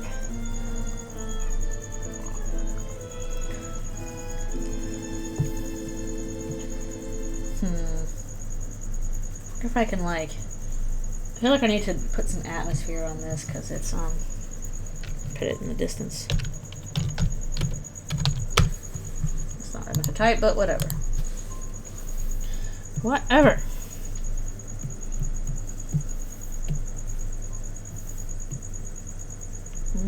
I don't like the fact they're hiding all this behind thing nowadays.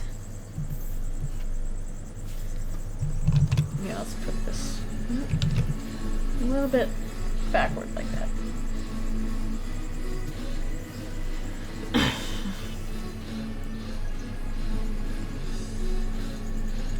Yeah, because that was Half-Life, right?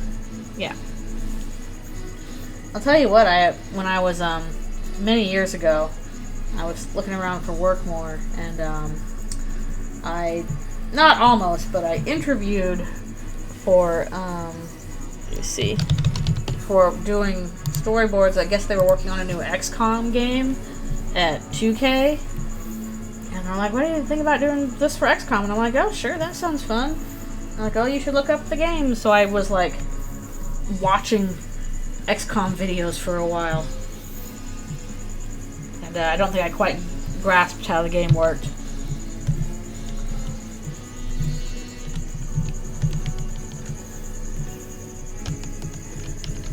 But I don't think I probably would have been a good fit for working on XCOM.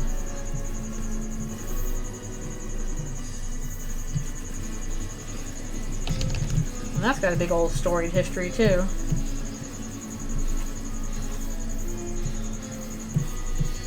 I'm not sure how they would have done like storyboards for XCOM now that I think about it.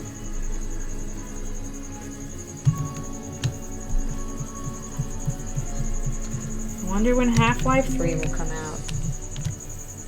Probably it will not, but that's okay.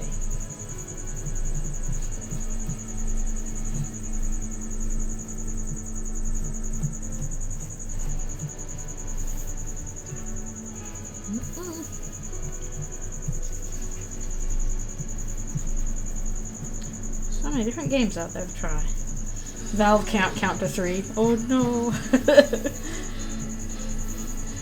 I guess we got Team Fortress 2. I don't think we're ever going to get Team Fortress 3, though.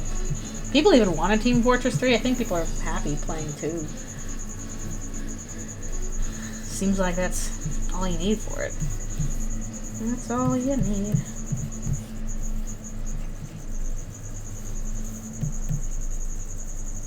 That's a well-known fact. Valve count to 3. Stave it off, 1, 2, 3, and now you can count to 3. Homestar Runner trying to teach Valve how to count to 3.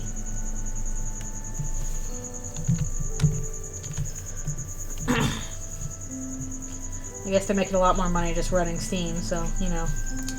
Oh well. Oh well. On that.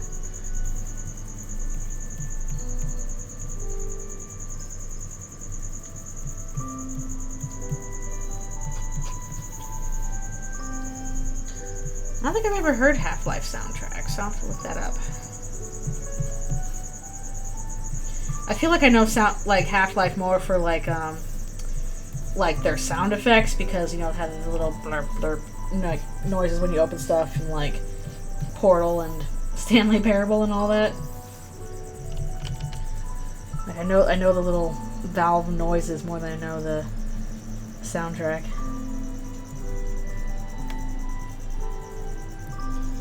Also, what I know about Half-Life is Half-Life Full life consequences. I'll get you back, evil boss. John Freeman yelled at the top of lung. I could probably quote that entirely. I loved full life consequences. It was so funny. John Freeman jumped off the ramp and did a backflip. I cannot give you my license, officer. Why not? Back to Head Crab Zombie. Because you are Head Crab Zombie.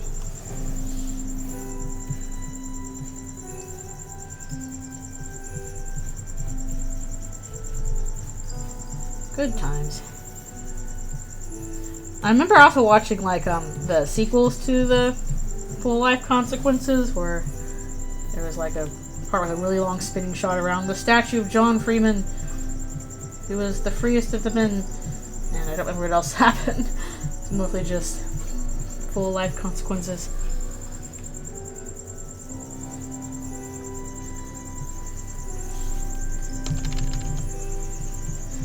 I guess it also continues that tradition of the silent protagonist, Gordon Freeman. John Freeman, who was Gordon Freeman's brother, worked in an office typing on a computer.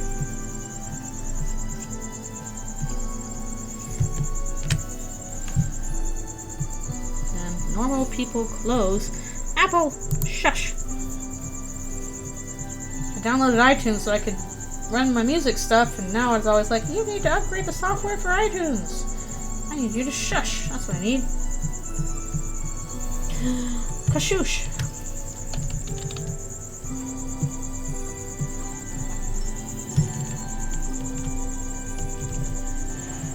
Ambient soundtracks. Sometimes ambient soundtracks really work, though, is the thing. And they can work. They can. It's all a matter of figuring out what works best for what you're doing.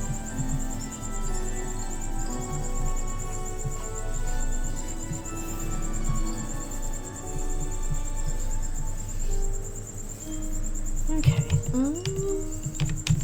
We'll do another, actually I'll probably do another backdrop here. It'd be super cool if we could finish Jevil today, actually. That would make me happy. If we finish Jevil, then I will call it there, because I'm going to have to fix what happened with Spamton, because I saved over him, because I'm a foolish fool. A foolish, foolish, foolish. Who accidentally saved over what I had of him, so I'm going to have to redo him. Unfortunately.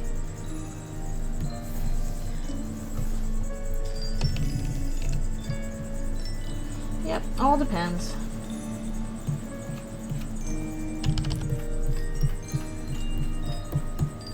Cotton and Twister, the hot spot.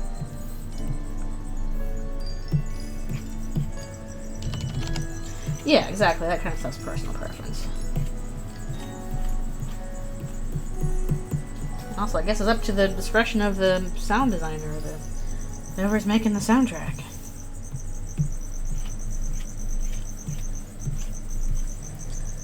Okay. Jevil is the embodiment of it fucking windy. It's so windy! Yeah, I do want one more shadow back there, actually.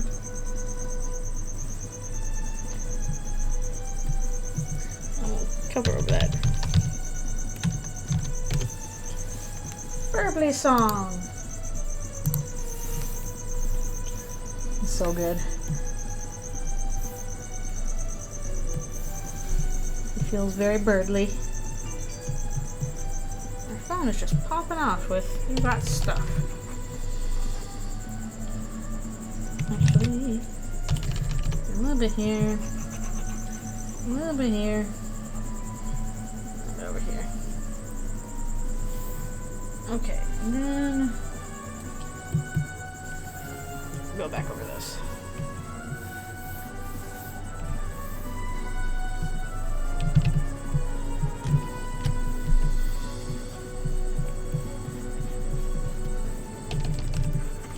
My music preference is everything that I like. Exactly. Short, to the point. Don't need to justify it, I just have to be like, I like this. I don't like this. The end.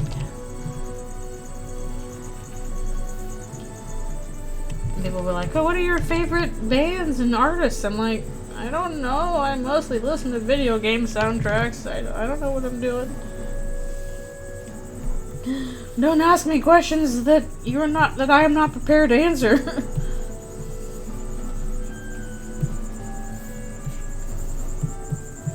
Something like that.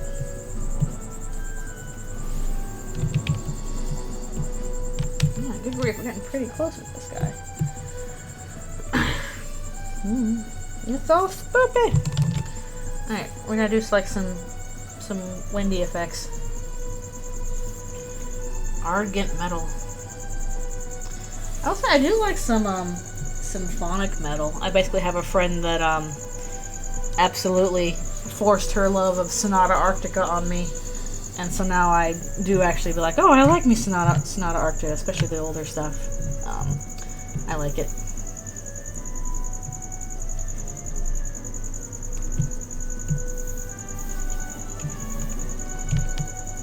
Falcon? I don't know. I don't know if I've heard that. Possible. Like, I'm trying to think of other symphonic metal I've heard, or like a, you know, Nightwish. That's a pretty popular one.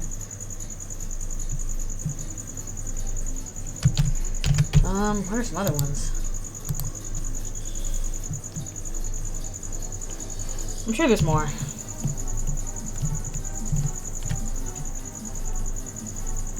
Sounds like Destruction Derby would have a trash metal soundtrack. Yep. Let's get that in. Sometimes you do get a soundtrack. It's like, I like this more than the movie or the game itself.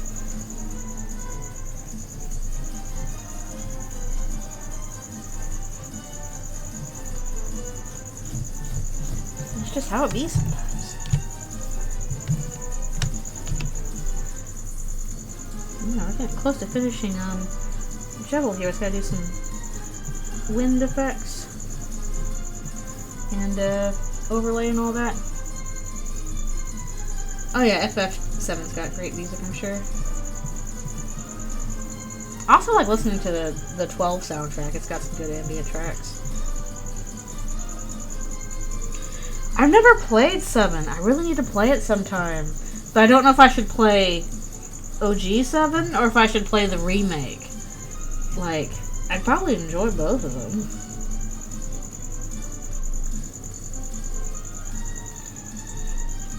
And like, in terms... Oh, the OG's better than the remake? Aw. I was looking at how they're doing some stuff in the remake. But like, in terms of Final Fantasies I have played...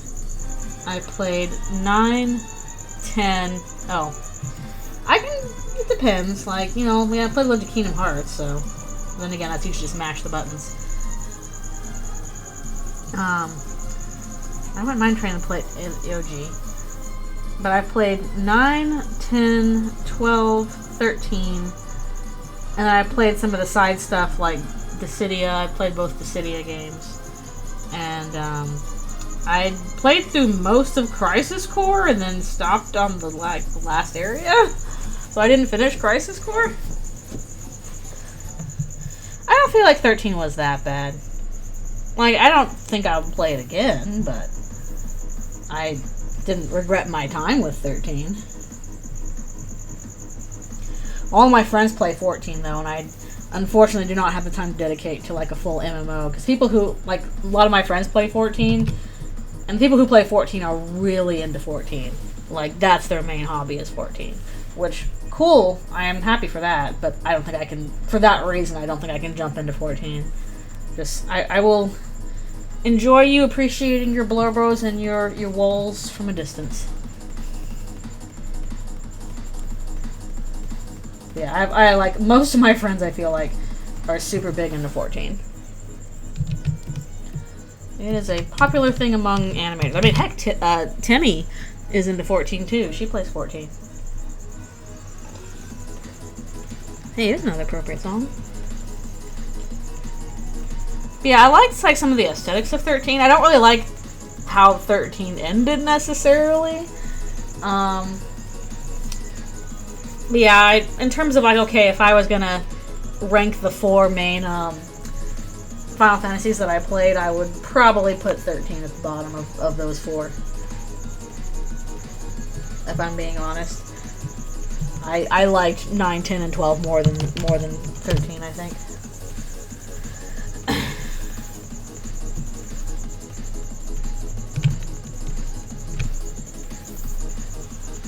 I'm trying to think. Probably this is probably like absolutely proving the maxim that your favorite Final Fantasy is the one you play first. But the first one I played was 10, and I think 10 is my favorite.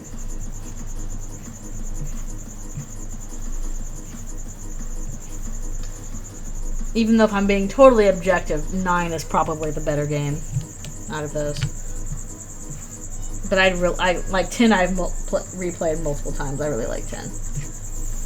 I even tried to get some of the ultimate weapons, and I got some of them, but not all of them. Save FFS. Oh, you played 1. Ooh, all the way back. Yeah, I wouldn't mind playing 6. 6 looks pretty good. And I kind of like briefly started 8 until I realized I needed to, like, I somehow didn't have a memory card for my PlayStation when I started 8, and I was like, wait, I can't actually save that memory card. Oops, never mind. I'm old too. I just didn't grow up with consoles. My parents didn't like them, so we didn't have a lot of consoles growing up. But I certainly would have been old enough to play, like, 1 or 2. If I had been, you know, doing consoles at the time. Alas, alack, I did not. Let's do a little motion blur here. Let's see if that works. I don't know if that makes much difference.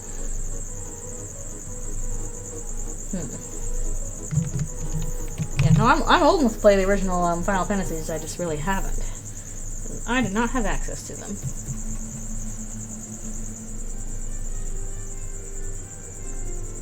I like this too. Atari 2600. Oh.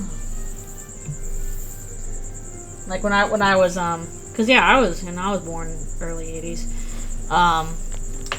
But when I was little, we were didn't have that much money. Like we didn't even have like cable TV or anything like that. So consoles were definitely not going to happen. We had 3 channels. Gasp!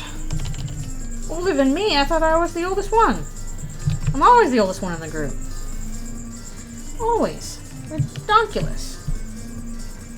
How could I have been... Yeah, I do like Shar-X's stuff. That's good. How could I have been so easily defeated? I'm so convinced. I'm approaching 40. I'm the only one here who's an oldie fart of all these kids around. Gasp. Okay. Is that enough wind added? I hope so. I'm kind of worried this kind of looks a bit like a mess, but then again it's drivel, so maybe it's supposed to look like a mess. A big, windy mess. I'm gonna put off some of this if we can. Go back to the backdrop for that. How's VG?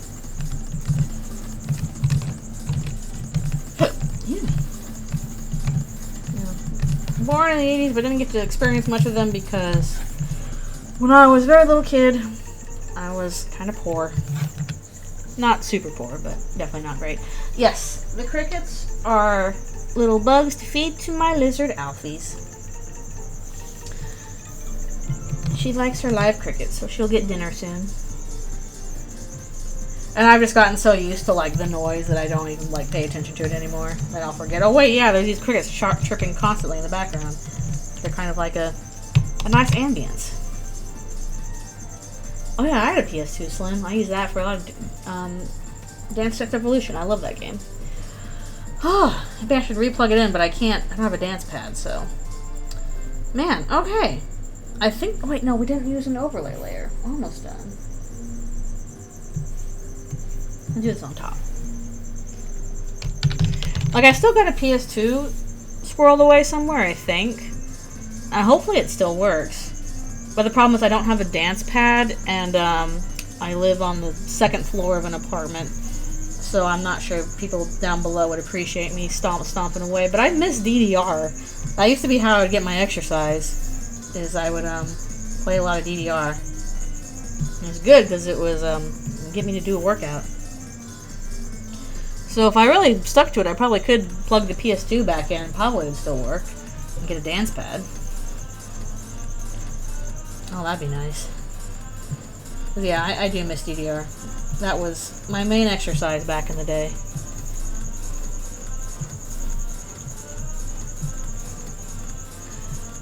Yeah, I'd be willing to give Beat Saber a try. Like, I don't really want a virtual thing. But in terms of like, okay, what's a VR game I'd be willing to try, it would probably be Beat Saber. Just because it feels like a successor to DDR, but in virtual space. So it looks very Halloween-y that way. I guess that makes sense. Alright. Whew. Jailbreak PSP. Wow. I think I had a PSP solely to play Birth by Sleep. That was my main reason for having it. Okay. Oh my gosh, I'm glad we got through 3 of them. But I think this is where I'm going to have to stop the stream, because the only other one I have to do is Spamton. I'm going to have to set that up again, because again I accidentally saved over him, which is some kind of irony, I'm sure, but I don't know what that is. But yeah, I need to redo the little layout things I had for him. But woo, we got through like 3 of these guys, and these are pretty complicated colors, so I think I like Queen the best. Phew! But yeah, I think that's where we're gonna stop for today. Got through 3 of these guys. We'll see if we're doing more of these next time I do a stream, or if maybe we'll work on the next Eldritchrune comic with Chris and Raul, say, if I can get the backgrounds done by then. And then we can start on the characters for that. I've got work again, so again it's gonna take up most of my time. But yay! Got these, and I'll slowly post them over time, so I can spread them out a little bit, because I haven't been doing much request stuff from Ask lately. I've just been focusing on Eldritchrune. But yeah, yay, this is done. There will be a comic posted on Tuesday for the anniversary, and then of course I'll do some more Spiritfarer on Friday, and then hopefully I'll be able to do another stream next week. I kind of plan to do one in the morning, and then I'm going to also go get my COVID shot that day. So, whew. Yep, work, I gotta pay them bills. But looks like a good show so far. I'm getting the hang of it. But yeah, thank you guys so much for coming to the stream, for enduring our friendly noisy crickets, which I gotta give to Alfie's here in a second. And these will be posted, again, just kind of spread out over the weeks to come. I've still got a couple other ones to post too. But yeah, thanks a bunch for coming to the stream. I always appreciate you guys being here and talking with me.